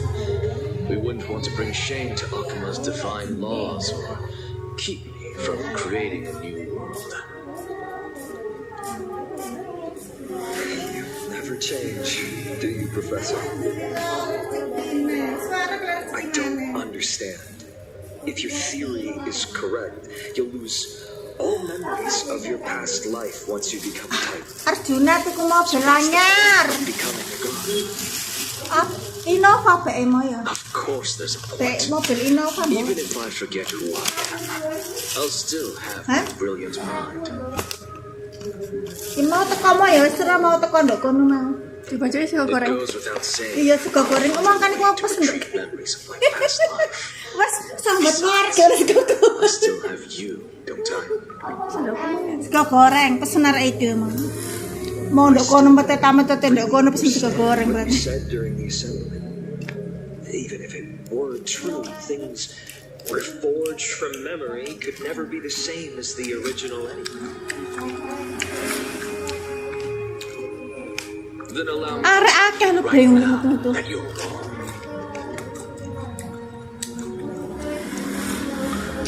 What exactly are we? My answer is that the Chrysos heirs are the future Titans and vice versa. Of course, this answer only applies to us. Tak nyepes lombok ya. Wis marep nang. What are we when it comes to regular mortals? The very essence of the world, our souls, are tiny invisible Tepak aku seeds pengen that sego hold goreng. records of each Tak bisa person's mendapat tuku memories of sate. the world. Tetep aja harus sego goreng. Are the buds that sprout from these Tidak akan seeds to kemana. grow into great Iki trees. langsung. Sabu tak. Pedes. is that what spores mean? Correct. Once our physical bodies are born, we become new extensions of the world. From there, we plant our seeds into someone's memories and then scatter them into the hearts of countless people. Just as seeds are affected by their environment, so too will our appearances differ across memories. But the partial memories we carry will always be the same, because that is just how the world is. To destroy our very existence, one must destroy the world itself. But we have someone who will still live on with his perfect memory.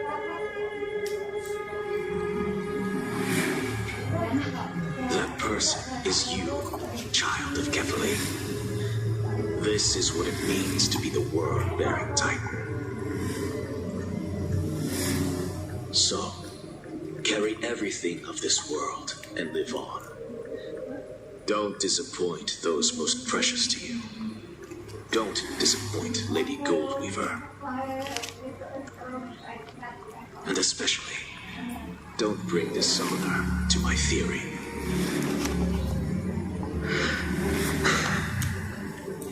Max, I swear to you, I'll lead everyone to our reunion in the New World.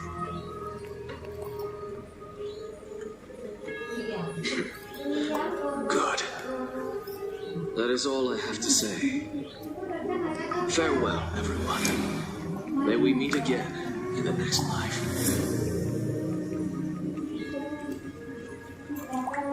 Farewell, great performer. May Cersei's safeguard you. Enak ya yang terkawat. Dia. Tama ko lang anak.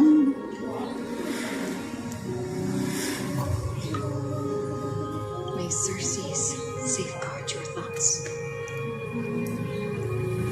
Are you satisfied, Honorable Titan? Very. I hereby swear I have borne witness. Anaxagoras of the Newsporists and the Grove of Epiphany has successfully overcome the trial of reason. Thus, I shall confer upon you these words.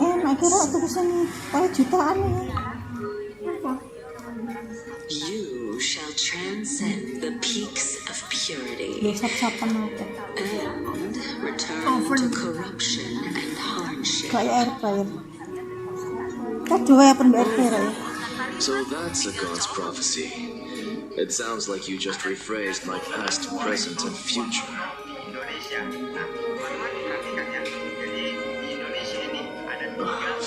Cersei's. Is that all you've got?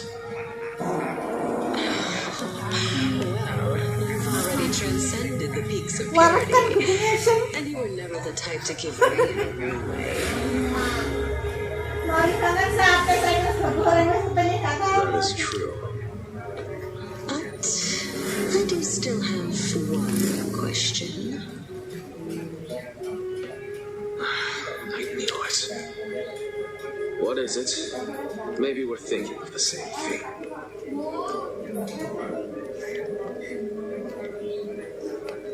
As you've so boldly stated, we and the world itself live on through the memories of others.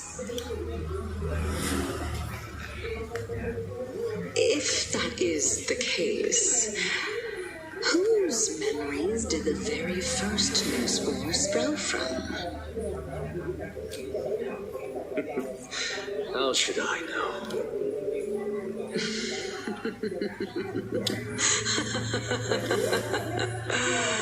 Oh my. But since we are both equally curious, we should allow the children of humanity who come after us to investigate in our stead.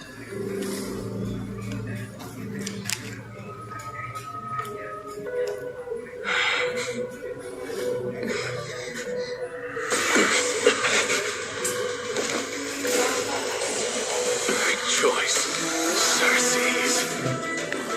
I sow the seeds of suspicion in the world with your soul! And now, the objective is complete.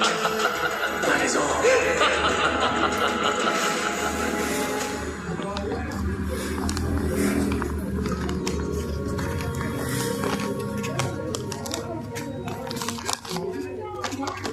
Thankfully, she's still alive.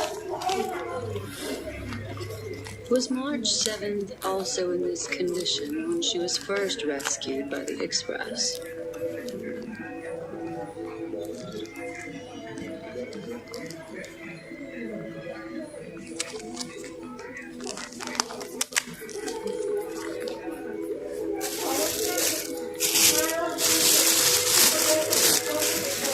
but she still woke up naturally. Looking on the bright side, that might happen this time as well.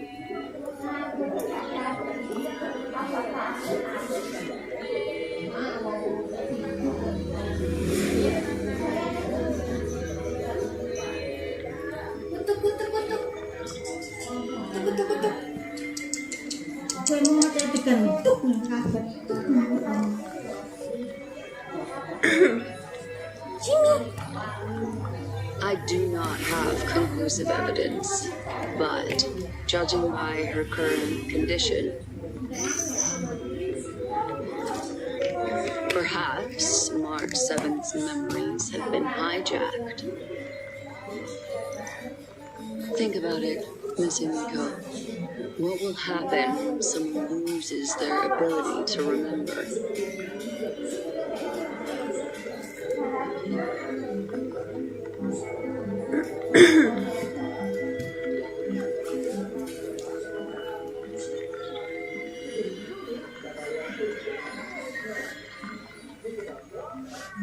Unfortunately, short-term memory is an entirely different concept from the inability to remember. But an individual who has lost their ability to remember turns into nothingness. The belief of the garden is that everything in this universe can be interpreted through memories. This is the driving force behind the continuance of this path. The past is made up of memoria, while the future is a possibility that will eventually be converted to memoria. But the present, it doesn't really exist, and it's only an abstract expression. Therefore, when a person is affected by the path and loses their ability to remember, their physical form will also be affected. These ice crystals are a manifestation of that.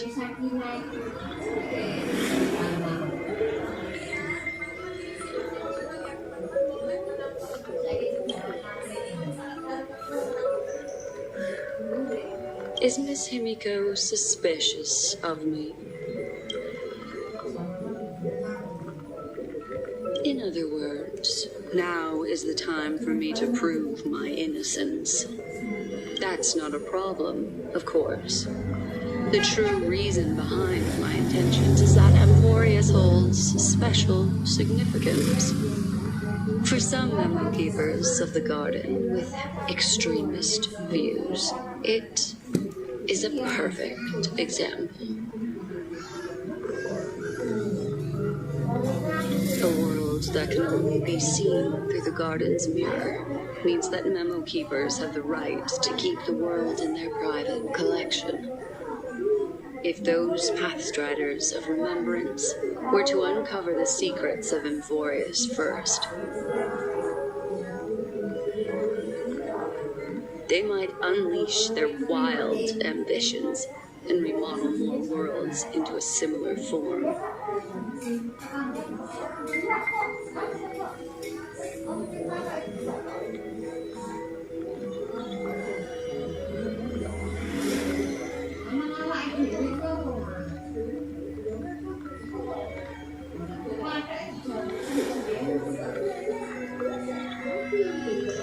I chose to remain quiet before because I did not want to involve you in the garden's internal conflicts.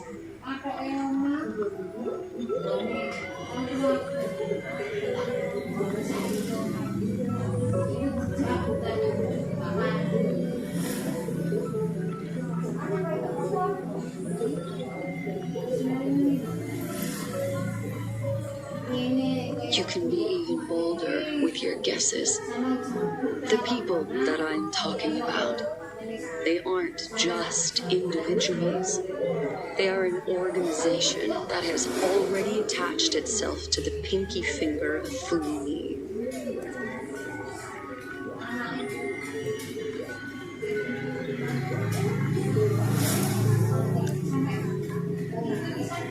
I cannot be certain, but at the very least, they are capable of doing so.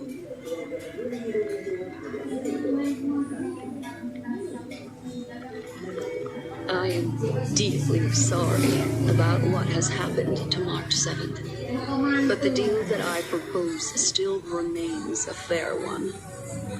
Amphorius is still an excellent destination, and investigating further might allow us to uncover the truth behind the accident. Miss Himiko, the wisest choice right now is for us to continue cooperating.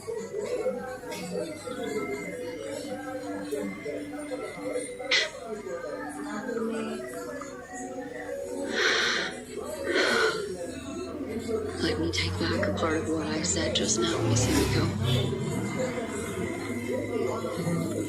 Although we indeed struck a deal, it seems like I have involved you in some unforeseen danger. Please accept my deepest apologies.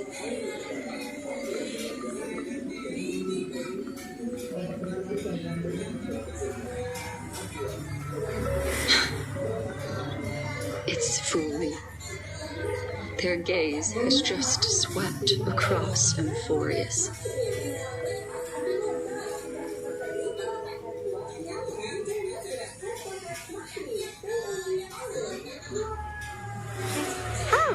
Interesting. I never expected a mere memo snatcher to be actually hiding so much inside her head.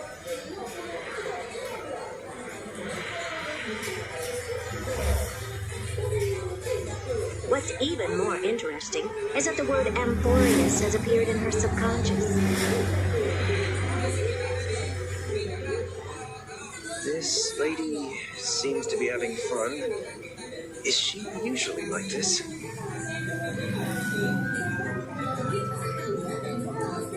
It's hard to explain.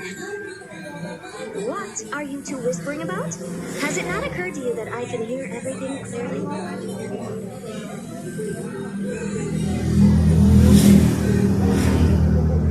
Oh, please pardon me, Madam Herta. Would you mind sharing with us what you've discovered? The ones who need help are the Astral Express. You will have to put up with my methods, even if they are rather unconventional. Let's get back to the topic. By using the fourth mirror, I rummaged through the brain of this memo snatcher and learned a good deal.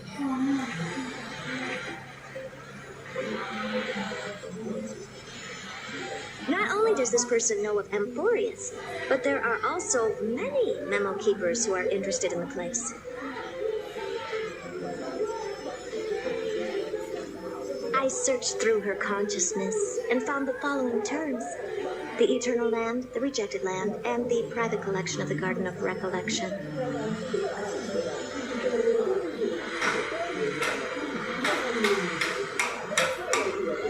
It seems like Miss Black Swan is indeed hiding some things from us.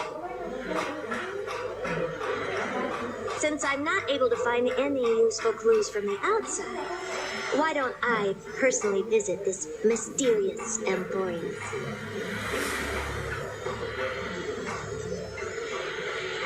You're planning to head to Amphorius yourself?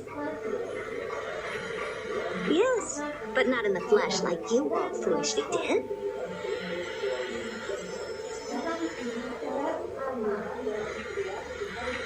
See these Herta mirrors? With them, I can project my data spirit entity to any corner of the cosmos through spatial warps, without even needing to leave my room. But of course, these corners of the cosmos must be within the coverage zone of inter-astral peace communications. After all, this is collaborative technology.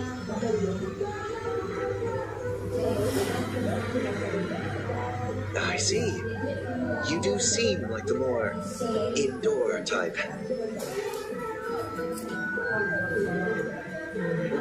Although that star zone is not within the network of the IPC, the Express itself can serve as a signal station. Come, give me the astral chart coordinates.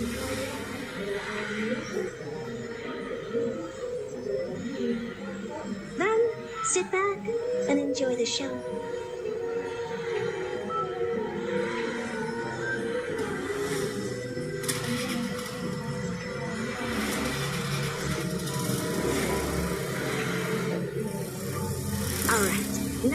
everything is ready, mirrors, get to work.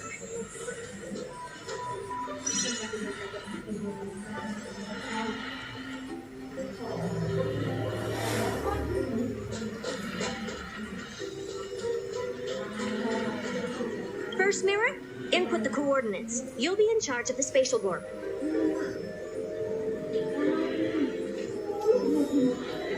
As you command, Madam Herda. The preparations are complete. I wish you a pleasant journey ahead.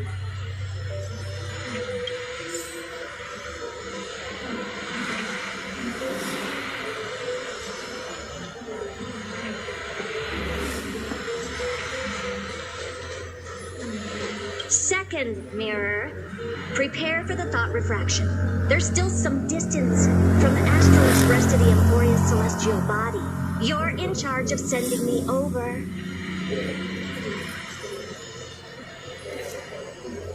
This time, raise the power to the maximum. Don't be stingy.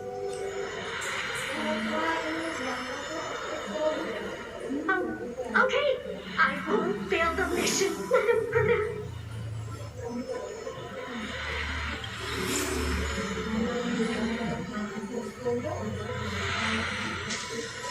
Third mirror, you're in charge of generating the data spirit entity. I'm happy to help, Madam Herda. What kind of appearance are you planning to use this time? Good question. Let me think. Forget it. Just use my own appearance. There's no one there that'll recognize me anyway. As you wish.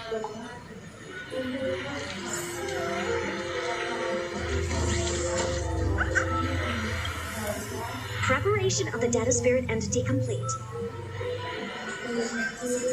Thought refraction at max power.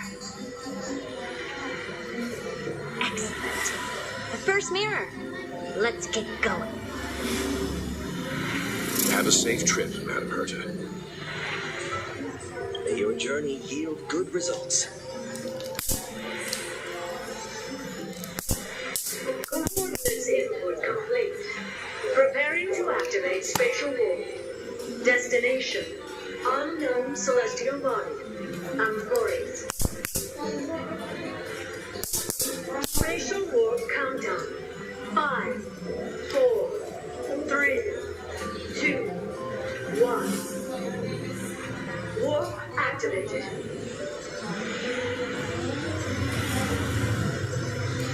Oh, so that's Amphores? Its appearance is, well, sure is easy.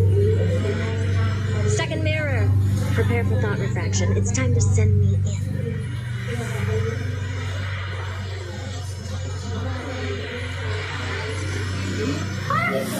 Please read the safety protocols carefully.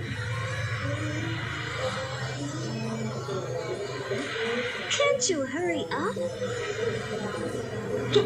Yes, ma'am.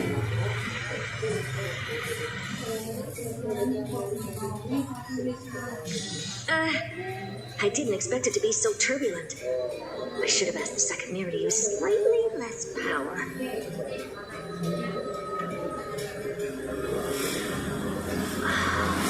What a magnificent sight! Is this the entrance to Amphores? Let's see. Perhaps I'll be able to find a way in.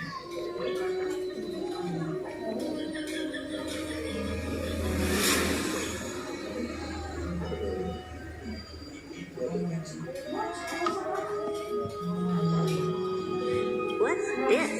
A statue? It's ugly. I don't like it.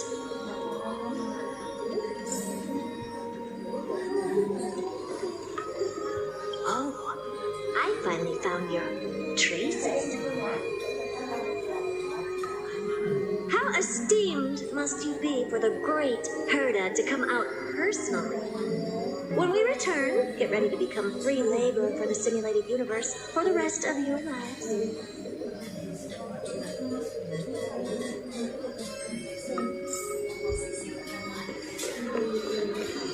What's this? How creepy. Oh, it moves? Who are you trying to scare?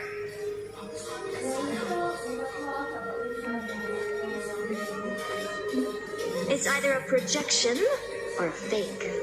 There doesn't seem to be much to take note of. Now then.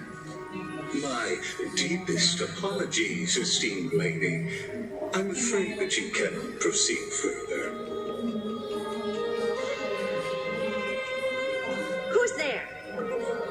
Your visit, although not part of my calculations, is a pleasant surprise. It's a pity that the preparations are not yet in place to receive you with the hospitality that some of your status deserves. Are you not going to answer my question? Who are you? I have many identities, and I'm going to have even more in the future. But if you just need a form of address, you can use my common alias. Lycurgus.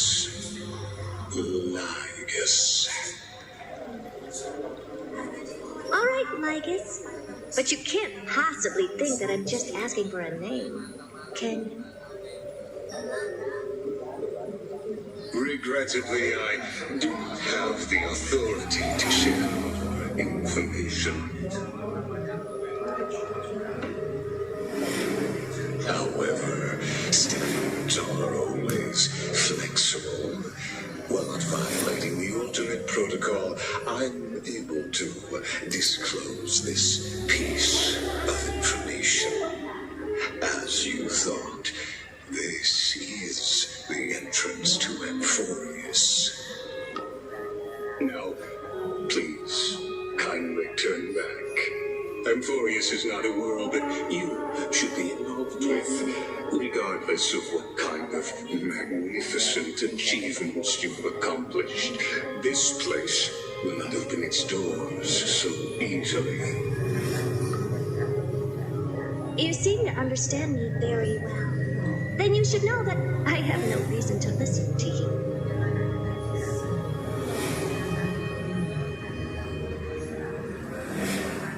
Your reaction is completely long years as a watcher. It seems like my assessment of human nature still remains accurate. From you, I'm able to sense a beautiful desire for knowledge. But my answer remains unchanged. Madam, it is with the utmost goodwill that I suggest you return to where you came from.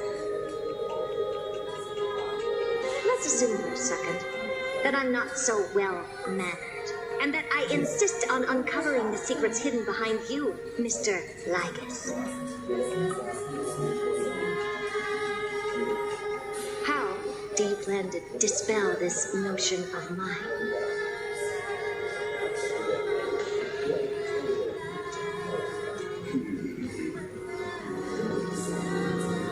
Within the scope of the ultimate protocol, there are 178,244 logic chains at my disposal to convince you.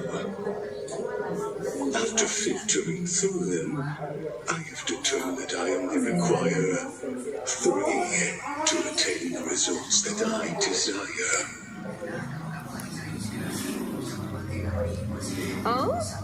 I'm all ears. First, for reasons that cannot be disclosed, Amphorius is a completely isolated celestial body. Apart from me, no one else will be able to help you enter. That's not a good argument. Second, if your plan is, as you've alluded to previously, to force me into cooperating by showing hostility. Do know that just like you, I am basked in the gaze of the erudition. I stake my honor and assure you that in the worst case scenario, our mutual destruction will be inevitable. Oh. No wonder I couldn't find a back door. When I did a scan of our surroundings, the safety protocols on you are comparable to Screwy's. How interesting. I assume that you still wish to hear the third logic chain. Of course. Why wouldn't I? Third, even if you exhaust all your means and find a way to break through, you will surely give up once you understand the consequences of your actions. After all, throughout your long life, as much as you would hate to admit, your conscience has played a crucial role. What a brazen robot. You think that you can actually understand me through your paltry calculations? But since you put that, why don't you tell me what these consequences will be? Apa yang udah roti? Kan misalnya kalau dodol kok ada nasi mesti wong ki gampang. That is entangled with them. Kan gak ditinggal sama That you and your dibagi deh. still very Ini dibagi. understand. In destruction. Wah, kesek nggak ngono aku kok. Persist in your ways. Ditransfer. Break the shackles of a Lord Ravager. And when that happens, the fury will Iki anak tuh ya. the cosmos. Tatoan apa?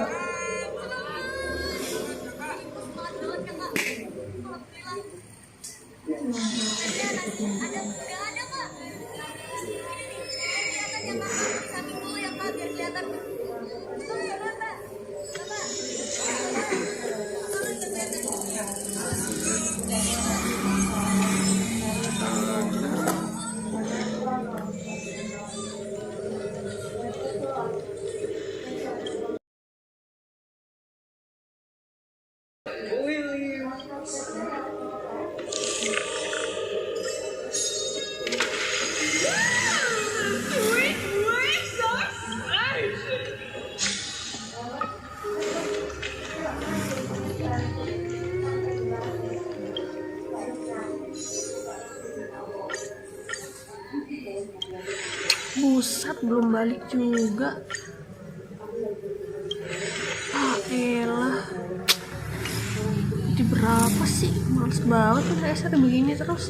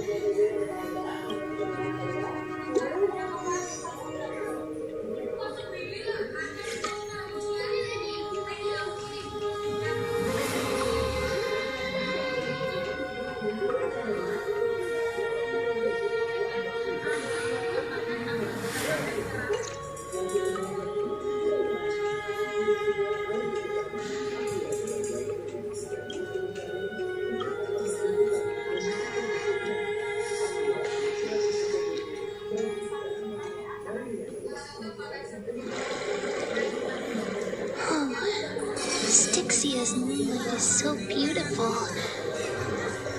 And the River of Souls is so quiet. It's like everything that happened was just a dream. I wonder if Cass is doing okay on the other side. If I write a letter and put it in a drift bottle, will she be able to read it?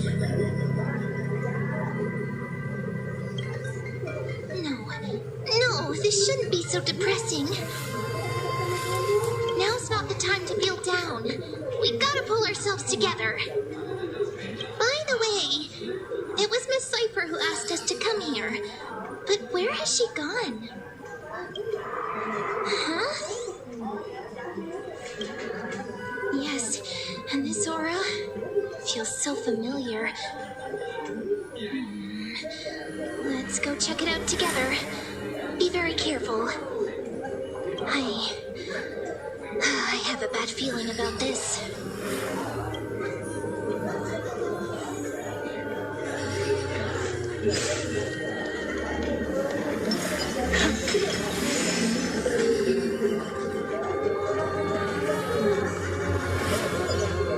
Hey, what's that on the ground? Should we pick it up?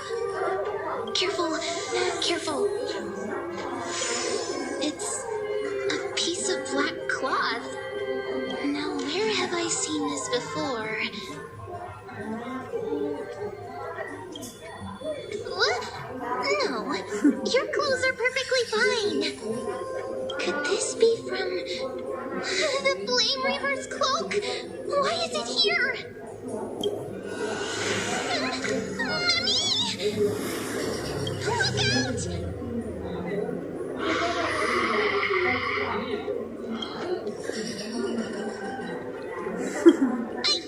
What?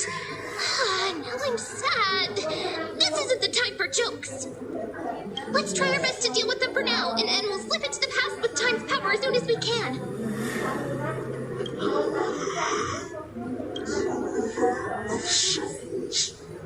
Is full of fish, deep and delicious.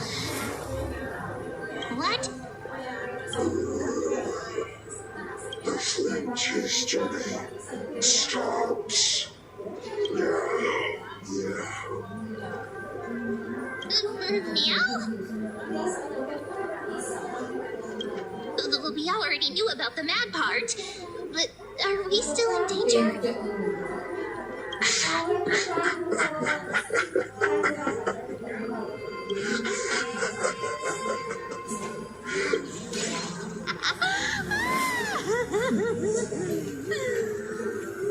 Sorry, I couldn't pass on the chance to give you two a good scare.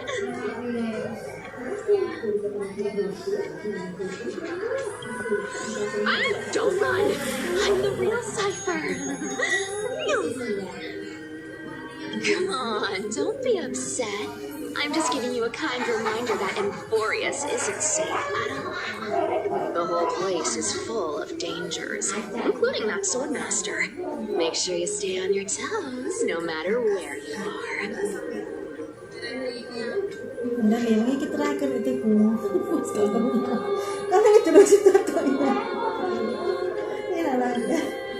Really? Just a minute ago, that gray hair of yours was all standing up. You were so scared. So, was that a Flame Reaver disguise? Or a magic trick? It looked so real. Is that the power of the trickery demigod? Disguise? No. It's not as simple as that. Let me think about how to explain this. For example, what did you think when you realized that piece of cloth came from the Flame Reaver's cloak? We thought that maybe the Flame Reaver was around here somewhere? That's right. And then you heard some footsteps. What did you think when that happened? Well, we thought it must be the Flame Reaver coming this way. Yep, exactly. I just used some hints and, mental suggestions to help you believe in a lie. Lies are what Zagreus is best at. If everyone believes in a lie, then it becomes reality. The power to make lies into reality? That's got all my hair standing up.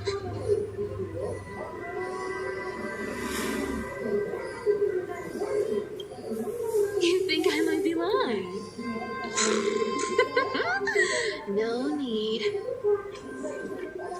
The seamstress trusts you for a reason. Someone as honest as you couldn't trick me even if you wanted to. So, there's no harm in telling you.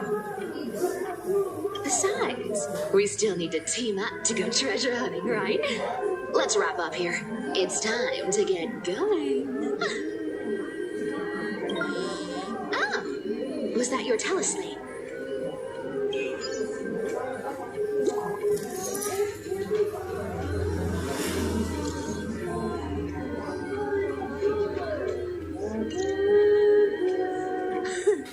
Aren't you a popular one? But I got 2 first, so help me with the treasures, and then I'll send you 2 to the grove.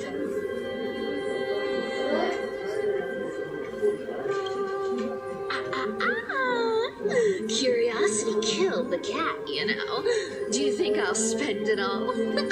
That's so not why I hunt for treasures. Don't forget, I'm a demigod too. And there's a line reserved for me in that stupid prophecy as well. You shall walk with greed and die over petty change. But I don't believe in that. As long as I keep collecting treasures, then I won't need to care about petty change. And as long as I don't hurt other people when I get what I want, I won't be walking with greed. Right. Isn't that simple? So, as long as I keep going down this path, all those predestined prophecies and fates will never catch up to me. That was a long speech. I'm getting thirsty at this rate. The treasures of Styxia aren't gonna float up on their own. Come on, Gray Mystery. Show me what the authority of time can do.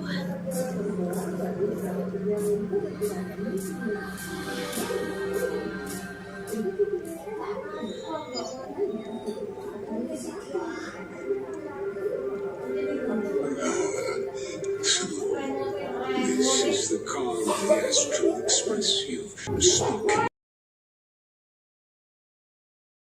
Has been enriched with another fascinating piece of information.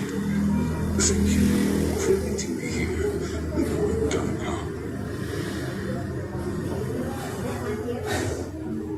I'm surprised a council elder like yourself would be willing to journey so far to inspect the Express.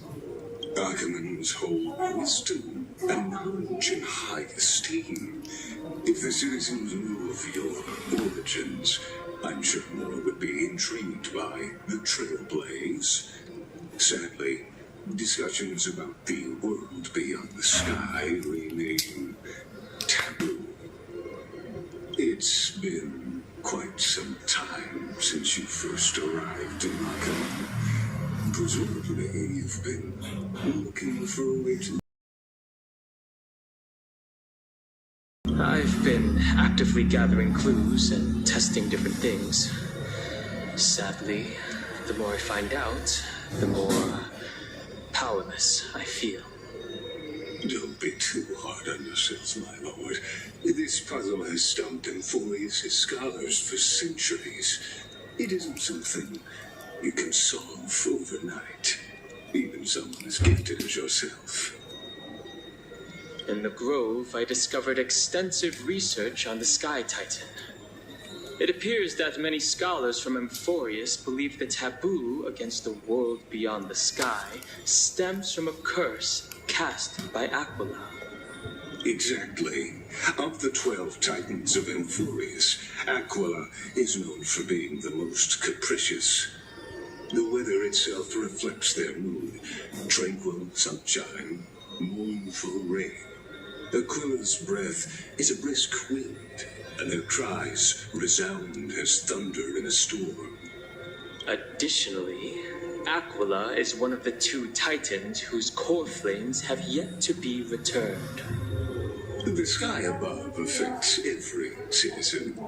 It's clear that Lady Aglaya's decision to confront Aquila at the end of the flame chase journey was a carefully considered strategy. If returning Aquila's core flame can break the sky's curse, we won't have to exhaust ourselves searching for a way back. We can simply focus on aiding the Chrysos heirs.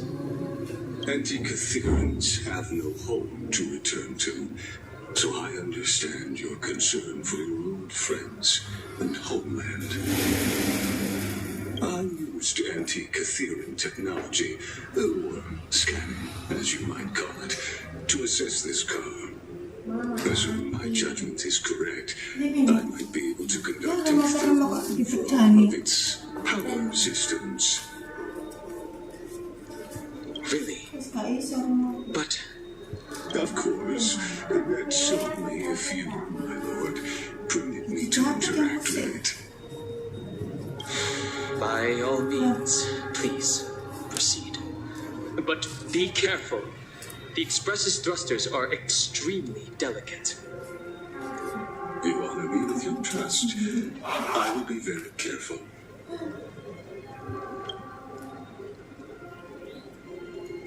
Iya. Mahal itu ngesin. Hey, kulo ko kana mo mayo. This is unbelievable. You seem to understand its structure perfectly. Have you repaired something like this before?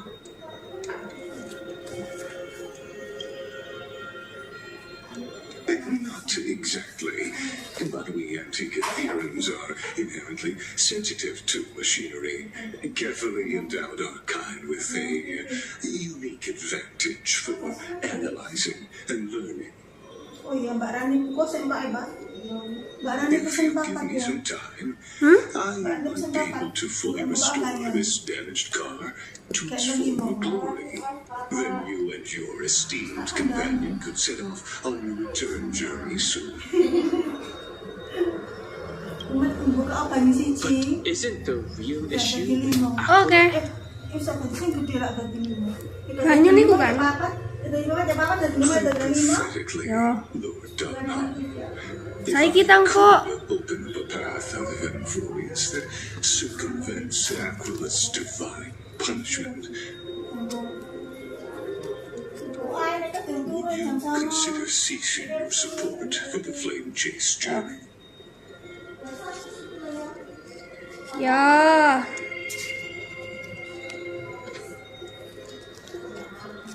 I don't understand. Does the Council of Elders possess some secret means of counteracting divine punishment? It's best if you don't delve too deeply into that question, my lord. All you need to know is, I can make it happen. Maybe this is not a decision by the Council of Elders, but rather his personal wish.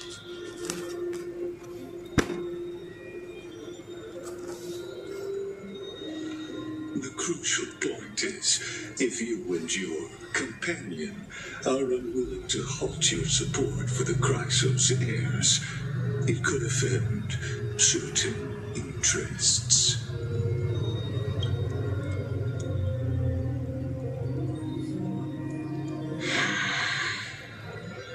Forgive me, Lord Lygus, but I must be frank. When visiting Dawncloud, I reviewed the records of many council elders. Among them, only your background was nearly blank. I'd like to accept your goodwill, but given such a mysterious background and motives, anyone cautious would have doubts. Your prudence impresses me, just as expected.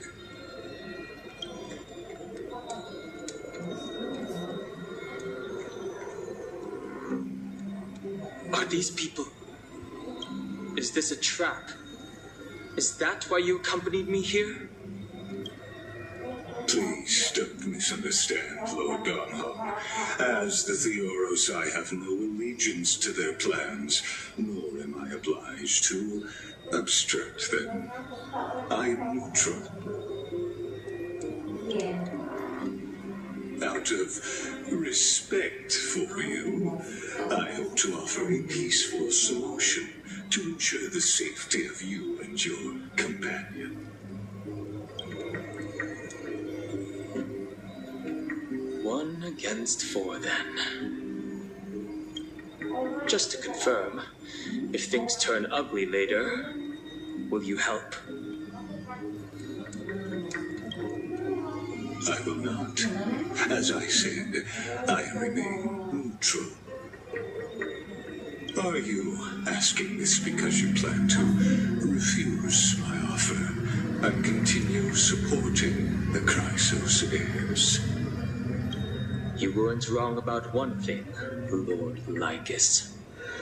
Indeed, we must try to return to our companions. But our companions now also include the flame-chasing Chrysos heirs. The Nameless cannot and will not ignore the fate of our companions. So I see.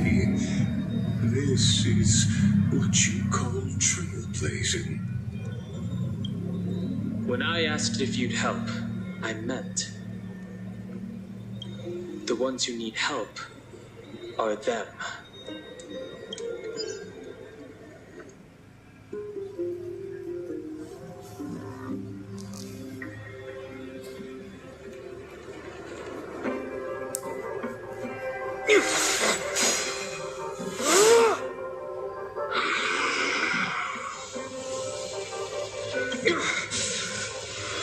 You have such overwhelming powers.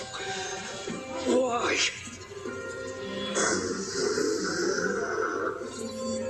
Answer me. Why do you stand in her way? Why do you want to take the core flames?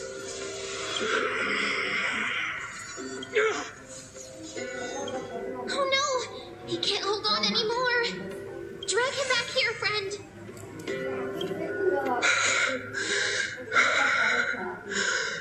Are you okay? I'm okay. I can handle that kind of hit now. But a few months ago, that would have knocked me out.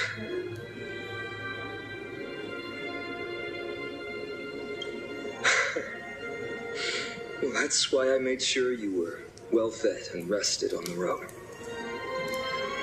Thanks for the help.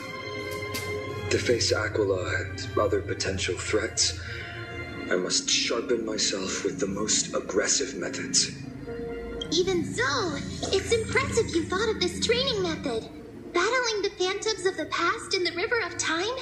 It's just like the hyperbolic time sanctum that the bards describe. It's working pretty well, wouldn't you say? But combat isn't just about strength and skill. You also need the right weapon. Compared to that guy's weapon, mine feels like I'm swinging a lump of iron.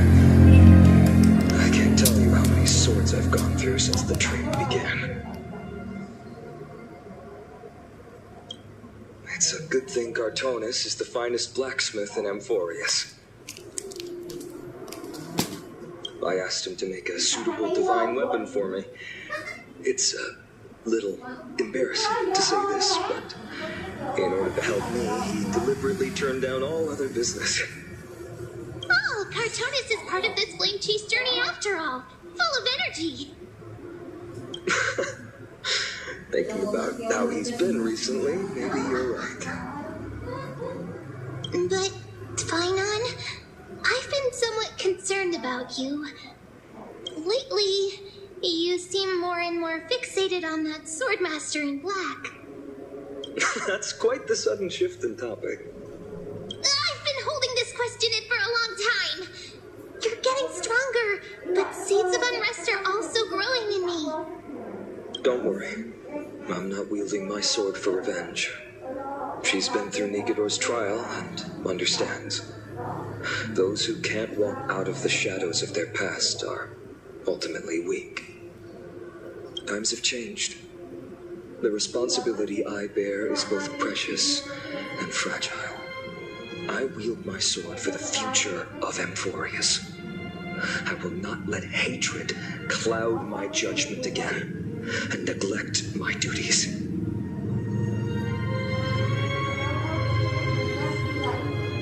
Right.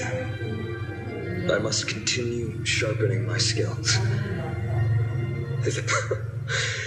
Every time I say something, things get so serious. I don't want to be the person who keeps bringing the mood down. I'm out of energy for training today. How about we go to the library affiliate to lighten the mood? Sure, that's what I've been looking forward to. We deserve to enjoy ourselves after all the hard work. Today, I'm definitely going to...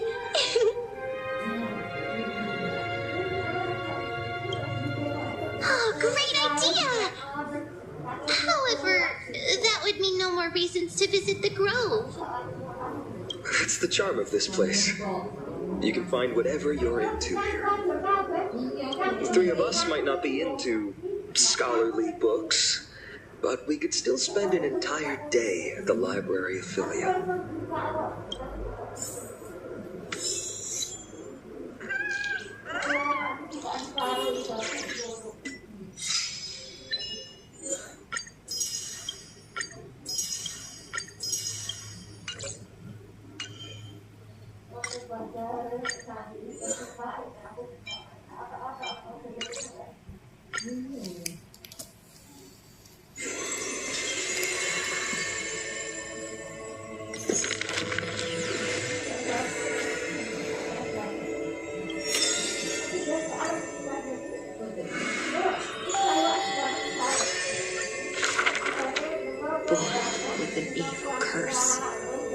Her hand dips into lethal cinnabar and white lead to personally decorate the faces of the dead. Her skills are said to bestow beauty on anyone, even transforming their appearance completely. Many skills were born out of her seclusion, but it painted her dwelling in a gloomy vision. Only a select few have set foot in this mansion, and the thief and the weaver were two such lucky persons. The girl converses with all items in the house, with specimens, tea sets, and even pillows in profusion, as if she can hear the responses of these non-living things. I have always lived in isolation. Out of courtesy, this is how I practice my words and actions. 'Tis hard to believe her explanation. Her face when talking shows such a gentle disposition that unless she is telling fabrications, she must regard her partners as mere children. Thus, people pass these rumors down. Within the area of her encirclement, all things became frozen, escaping time's increments. It is an exaggeration, that is certain. People only found an ancient lion's head in battle's ruined armaments. Those words are true. The head itself was nearly dead. Though they won in fierce battle, the warriors were powerless to turn the tide. It was the place where death dwelled that gave early release from their pain. This is how death escapes time. She keeps every final embrace hidden in her immortal heart. Out of her numerous works, butterflies and flowers often stand out stark.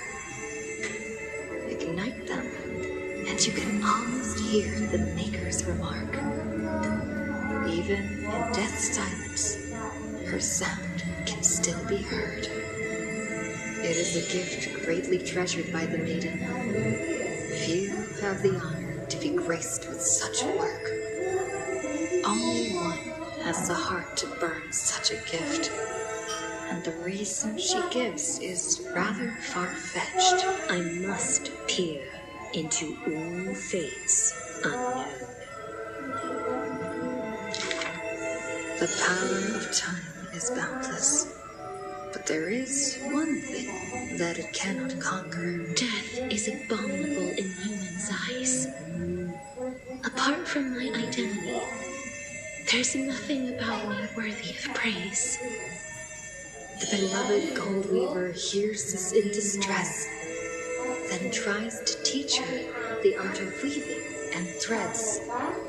It has been said that the maiden has works that the whole city possesses. But this is the judgment the gold weaver expresses. Ah, well, none can know all things, nor be skilled in all crafts. Her works are too early for the living to comprehend.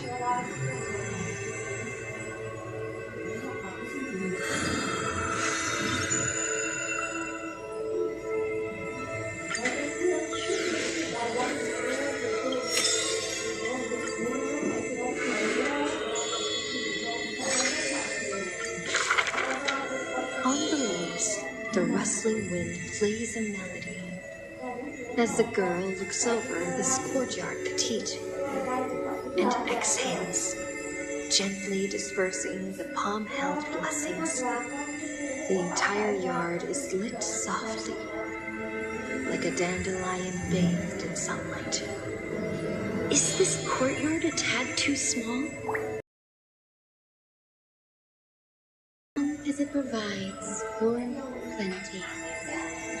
The girl makes the courtyard tidy, and in the evernight lands outside the holy city, there is now a light curing souls' maladies. The girl's skills can bring forth miracles, but today she welcomes a patient quite special. Welcome to the Twilight Courtyard. How can I help you? The gravely patient shakes their head.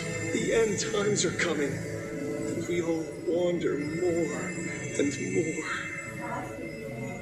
Oh, you may heal our wounds, but you cannot cure despair. The girl watches the patient leave, and her heart swells in sorrow. Clementine, prepare some things with me. I want this place to be brighter tomorrow.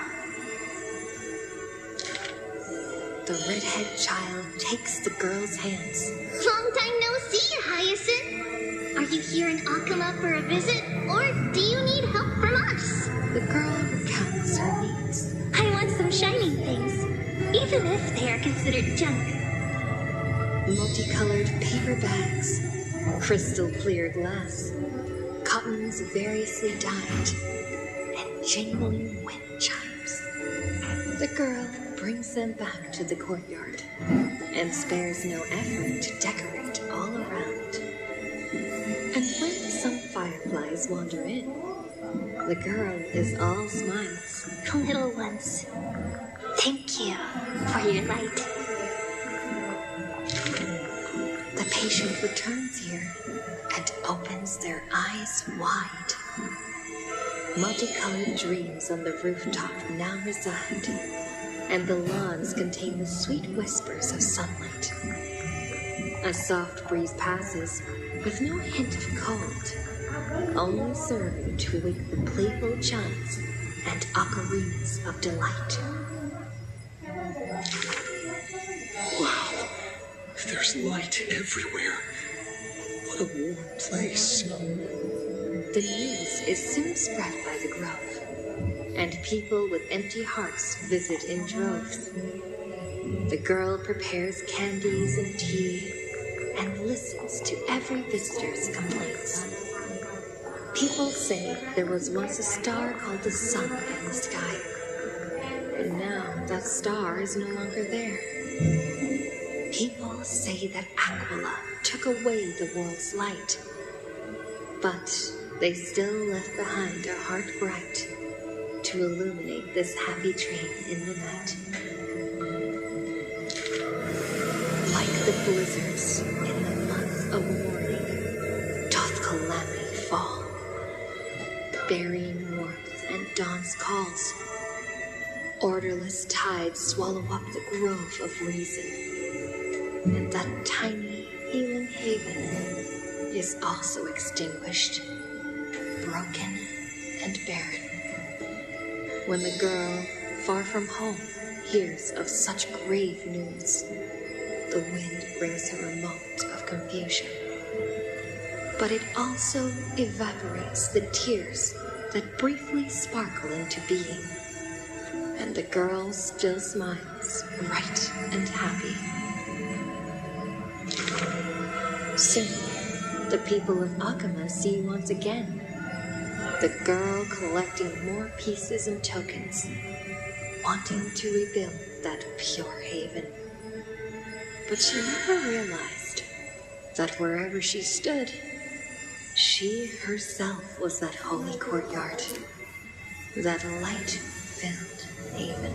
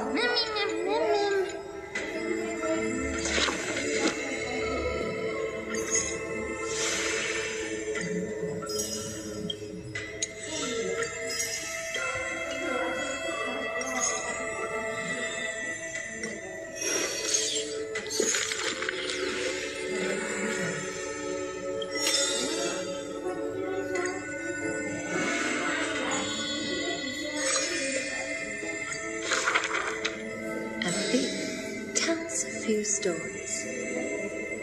The first story is titled The Golden Apple. It doesn't have to go to the fairest. That city is named Paphos, where the golden light of Nestia shines. The golden apple tree sits in the city's middle. Only the fairest can pluck its apples. The beauty pageant begins on time, as the fair ones stretch their supple arms, trying to pluck the fruits above their heads. Yet every time the apple comes within reach, a breeze blows the fruit away without a trace. The audience in displeasure disbands, with only one girl left standing there, her features blurred. Yet to her surprise she finds her arms full of golden fruits, a harvest grand. The second story is titled Trying to Argue? Don't trick yourself, please. That city is named Idylia, where Circe's roots bury deep and wide. The sophist scholar holds a tortoise aloft, but his theories, common sense bereft. Even the best athlete could never catch up to this turtle. None can overturn him in arguments, and he obtains the champion's crown in merriment. Yet, as he is about to leave, a wind blows the tortoise in front of him, and behold, his paradox becomes truth. To catch up to the turtle, an entire... Who do you think is the Grandmaster? That city is named Domus, where even Zagreus was once tricked. The king promises to reward the perfect lie, wishing to recreate the deceit of the Titan, his grand feat.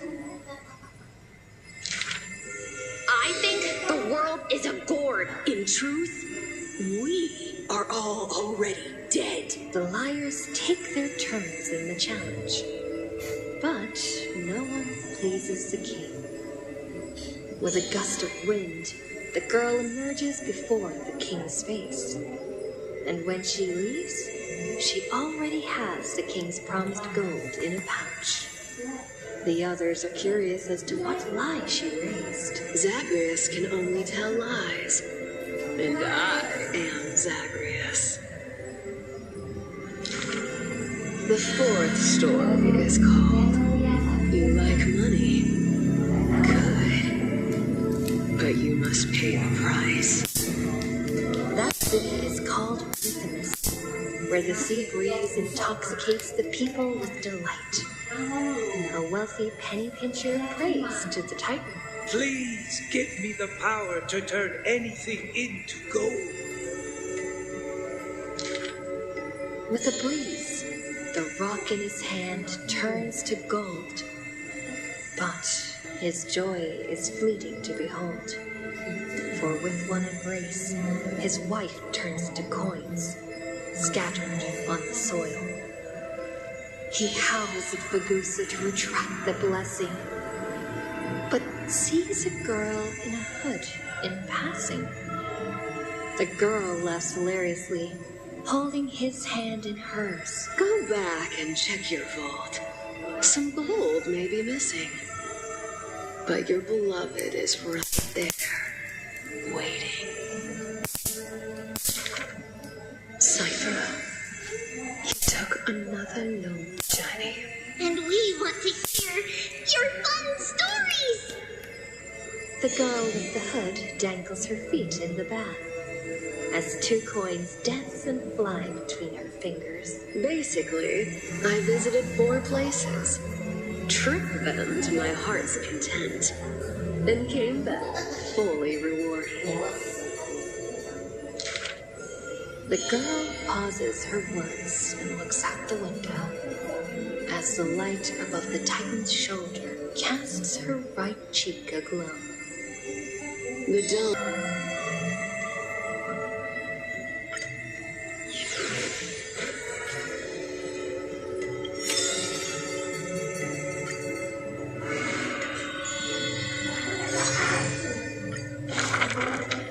To the dead, when she bids farewell, she casts this slate into the fire, an act futile. I have never heard of lands with such customs. At this time, something drizzles down the slate, full of colors, seemingly tears for the reaper of chills. It turns out the slate is inscribed with poems, and every phrase is diligently colored with skill. Before people pass away, I write down these poems. That is the limit of the girl's answer, and she only responds with silence for requests to read these poems. As time goes by, she finally opens her petal-veiled heart, and the reason behind her reluctance to show her work is finally clear. My poems are still too green. Not worthy to be art. It stems from the girl's shame and discomfort.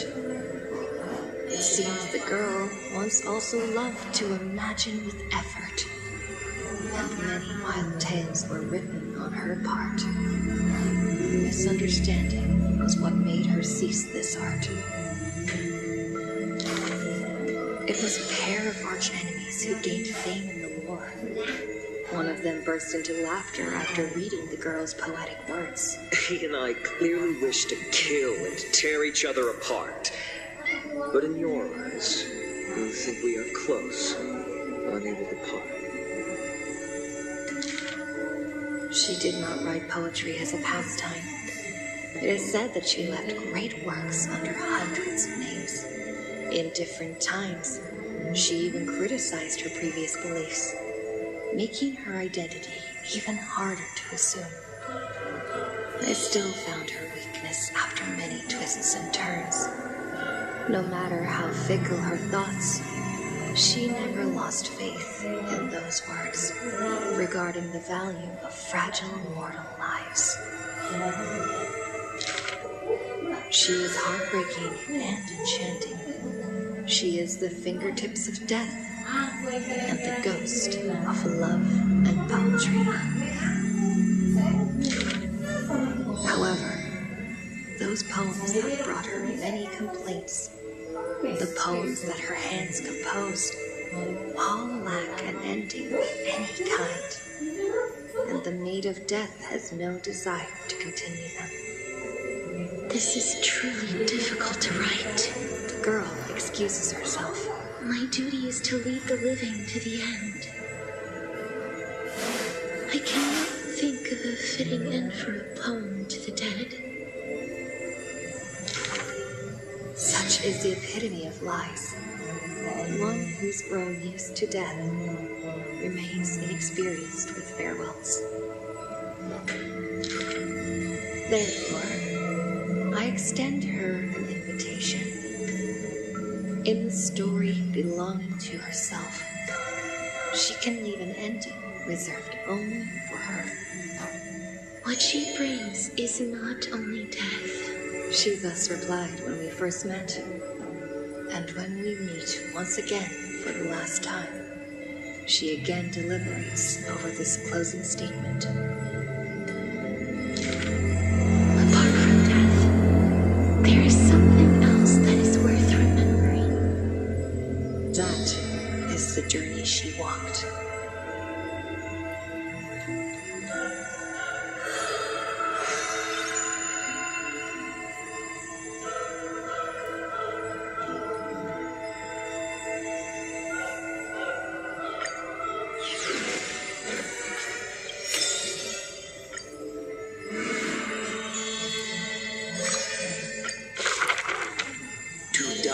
For glory is not eternal. This is a lie all Castrum Kremnos keeps. The world after death is superior to reality and basks in light. But such vague poems the Crown Prince would not easily believe. Cowards who dare not to look death in the eye. He declared thus on the day he returned from the stream of souls. Longing for a martyr's heaven and reciting self-deceiving stories. His words are sacrilege incarnate, more arrogant than his bloody family. True warriors should treat that paradise with spite. Many followers thus stop, no longer following his steps, for they feel this young man's words, compared to poems, are even more absurd. A body immortal equals not perfection. The man braved dangers endless, simply to seek his weakness. In his greener days with more amateur skills, in crises where death denied him even after kills, he learnt why curse is a synonym for blessing, for he saw that visage of terror at life's closing. The man seems unmoved when this past is mentioned. Having braved death 9 times, he who was once lacking now excels above everyone else, still rising. Yet, when asked if he's still as ticklish as when he was a child, he does not answer. It's a wild tale he won't care to opine. It's said that Castrum Kremnos has secrets divine, through which the king's power has passed. A one-man army, by strength in their bloodline. Therefore, a traitor who does not inherit the throne is a king most infirm. As the protagonist hears these words, he refutes not, but openly responds. These are not rumors unfounded, but will they matter if my deeds eclipse those of all other kings, achieving glory beyond? never turning back in war. He seizes all our glory. That rumor in the war camp of fury often casts a shadow on the man's heart, indestructible and fiery. When campaigns become mired in terror, he sends his army to places safe and secure. Yet alone he goes to fight, knowing death can touch him ne'er. The criminal detachment who follows him in livery all die in bed, devoid of glory. They have their share of grudges upon death, but the man has no regret, none necessary. Your glory lies not in death, but in my hands. The dust settles, and strife calms.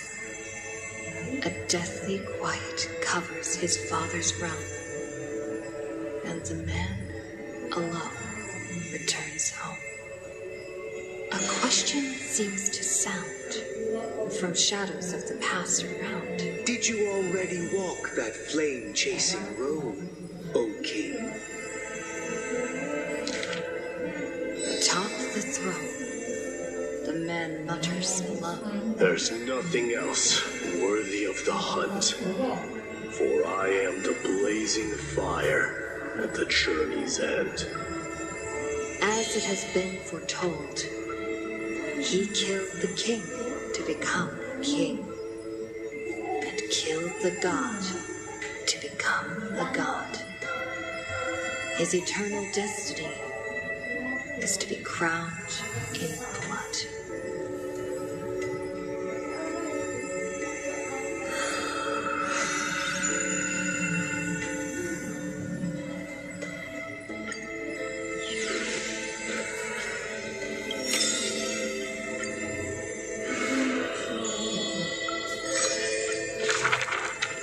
In the past, when strife swallowed the earth, and schemes disrupted the hearts of friends, the maiden who was yet a weaver was wrapped in a cocoon most grand, untouched by the storms sweeping through the land. She spent her youth in a palace of romance, surrounded by treasures, with even maids beautiful beyond belief, often bathing in the praise and admiration of wealthy nobles. Till warfare set the threads aflame, and the devoutly praying priest was slaughtered before the altar. The family, adored by all, perished before their courtyards, and the blood of her maidservants dyed her golden mantle red. The golden threads covering her eyes snapped, and the concealed truth finally appeared firsthand. Before a strong wind, a weak nobility cannot stand. In the long, endless war, the Goldweaver family was shattered by the sword, and the legacy of romance became a tragedy. She had a broken mansion and an empty house. The nobles who once loved her, none now willing to help her. All the romance, talent, peerage, and beauty, what use are they in a disaster?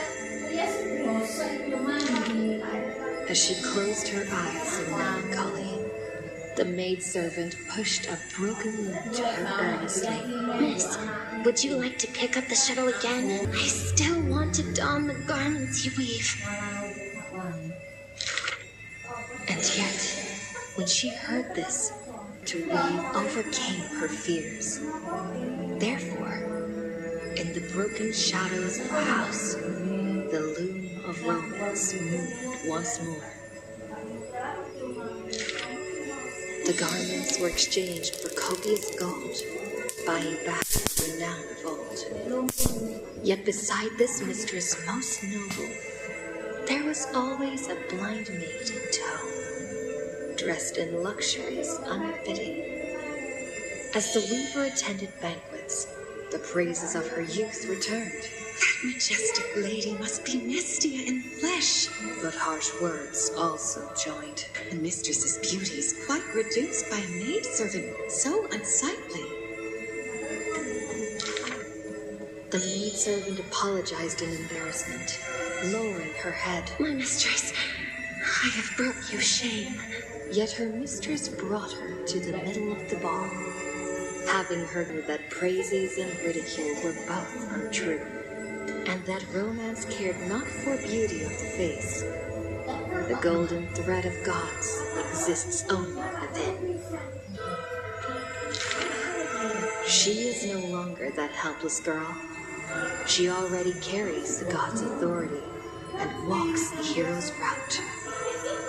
But she still cannot hold back the calamity of strife.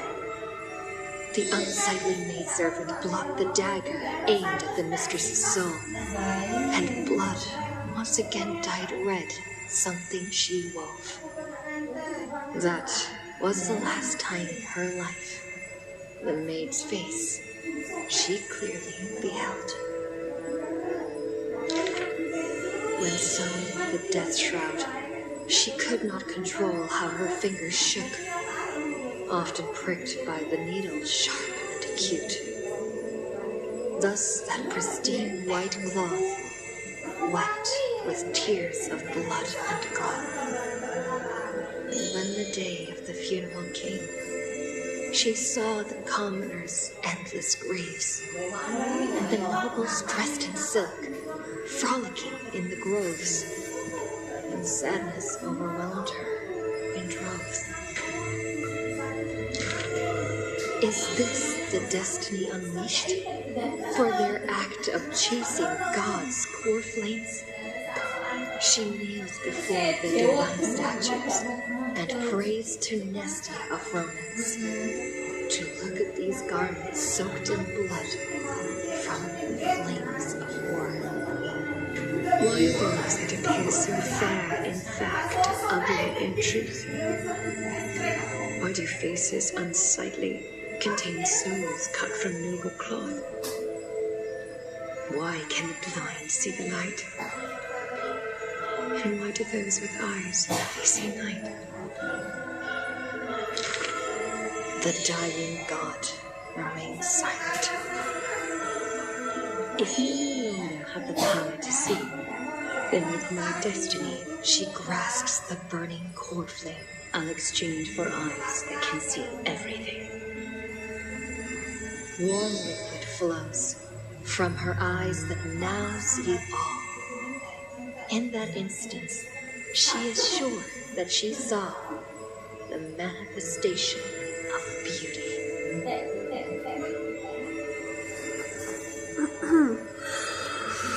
Kakak udah dapet si biru kah? Habis sholat isya nih aku belum. Aduh, tadi harusnya kamu doain dulu pas sholat isya biar aku dapet si biru. Belum dapet.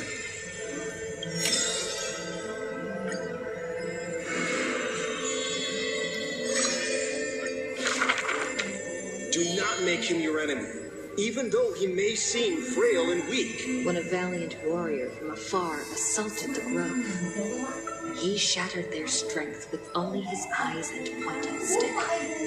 He sent them running, pride cut to the quick. He may seem cold and unkind, but he sees through human emotions with just a peek. A student was troubled by love's trials and aches. With one sentence, he guided them away from heartbreak, letting destiny's strands weave a path to love and happiness' shape. All is science, and human wisdom knows no bounds. Both martial prowess and emotions are knowledge that can't be found.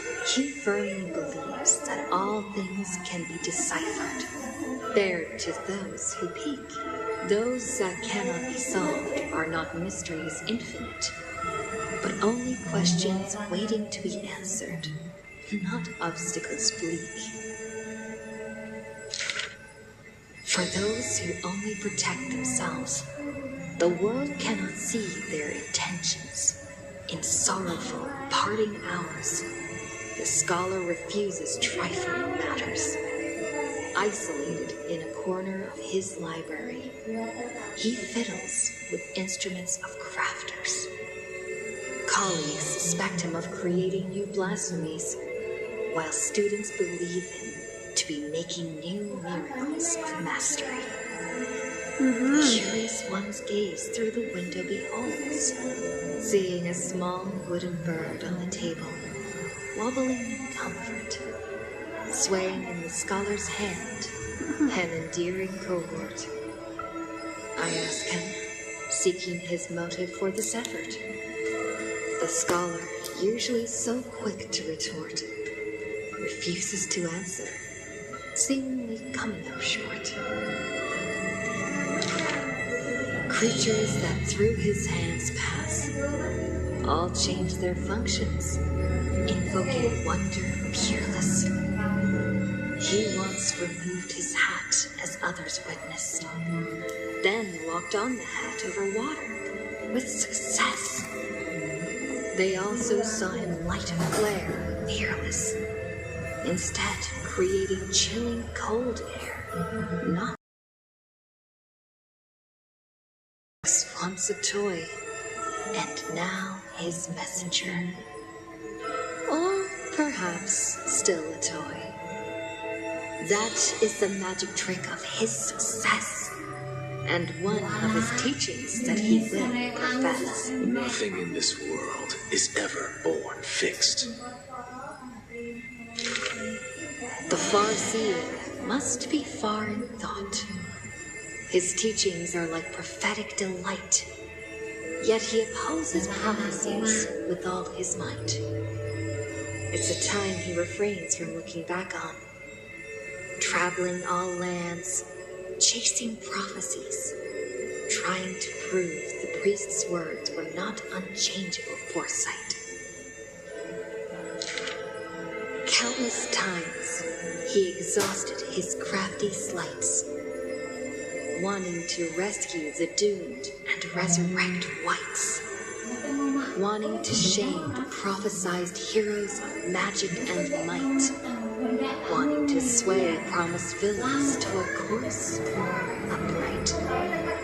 Perhaps fate could not guess his goals, but it could trample over his plans overnight. At the end, all his challenges flicker out, but he persists still in endless plight. His ambitions are too lofty, and so failure follows him never too softly. Through moments of defeat, felt increasingly common, the scholar learned one thing he has never forgotten. Respond to defeat with a smile haughty, not from optimism, nor from a defeat of the heart. I think this misfortune's severity. The laughter oozes with self-mockery, but is also full of a different emotion. If this road is easy to walk, then future generations will not praise my name in piety, says his ambition.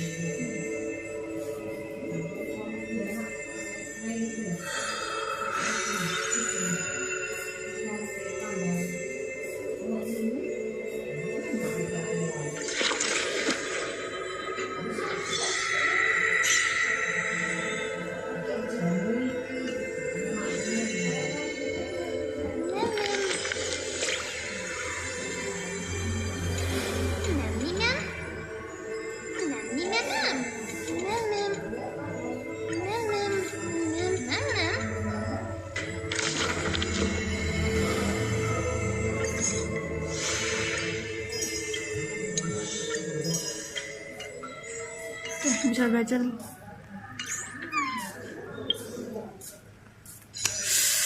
Yuk, Sridra pulang, please. Alah, belum pulang juga bang. Itu berapa sih? 10, 20, 30, 40, 50, 60, 65 ya, berarti 69 sama tadi 1, 70, PT 70 loh. Ini kenapa aku harus main HSR tuh ya gitu.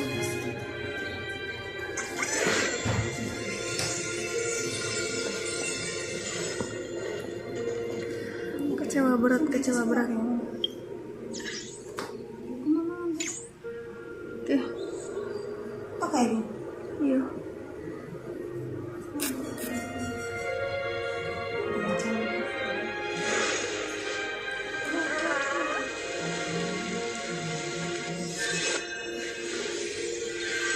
Lo, saya nanti mau.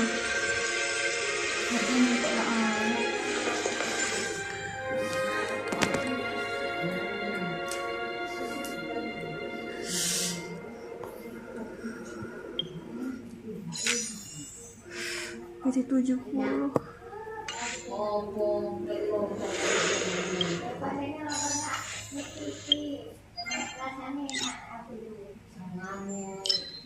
Masih 12 hari lagi.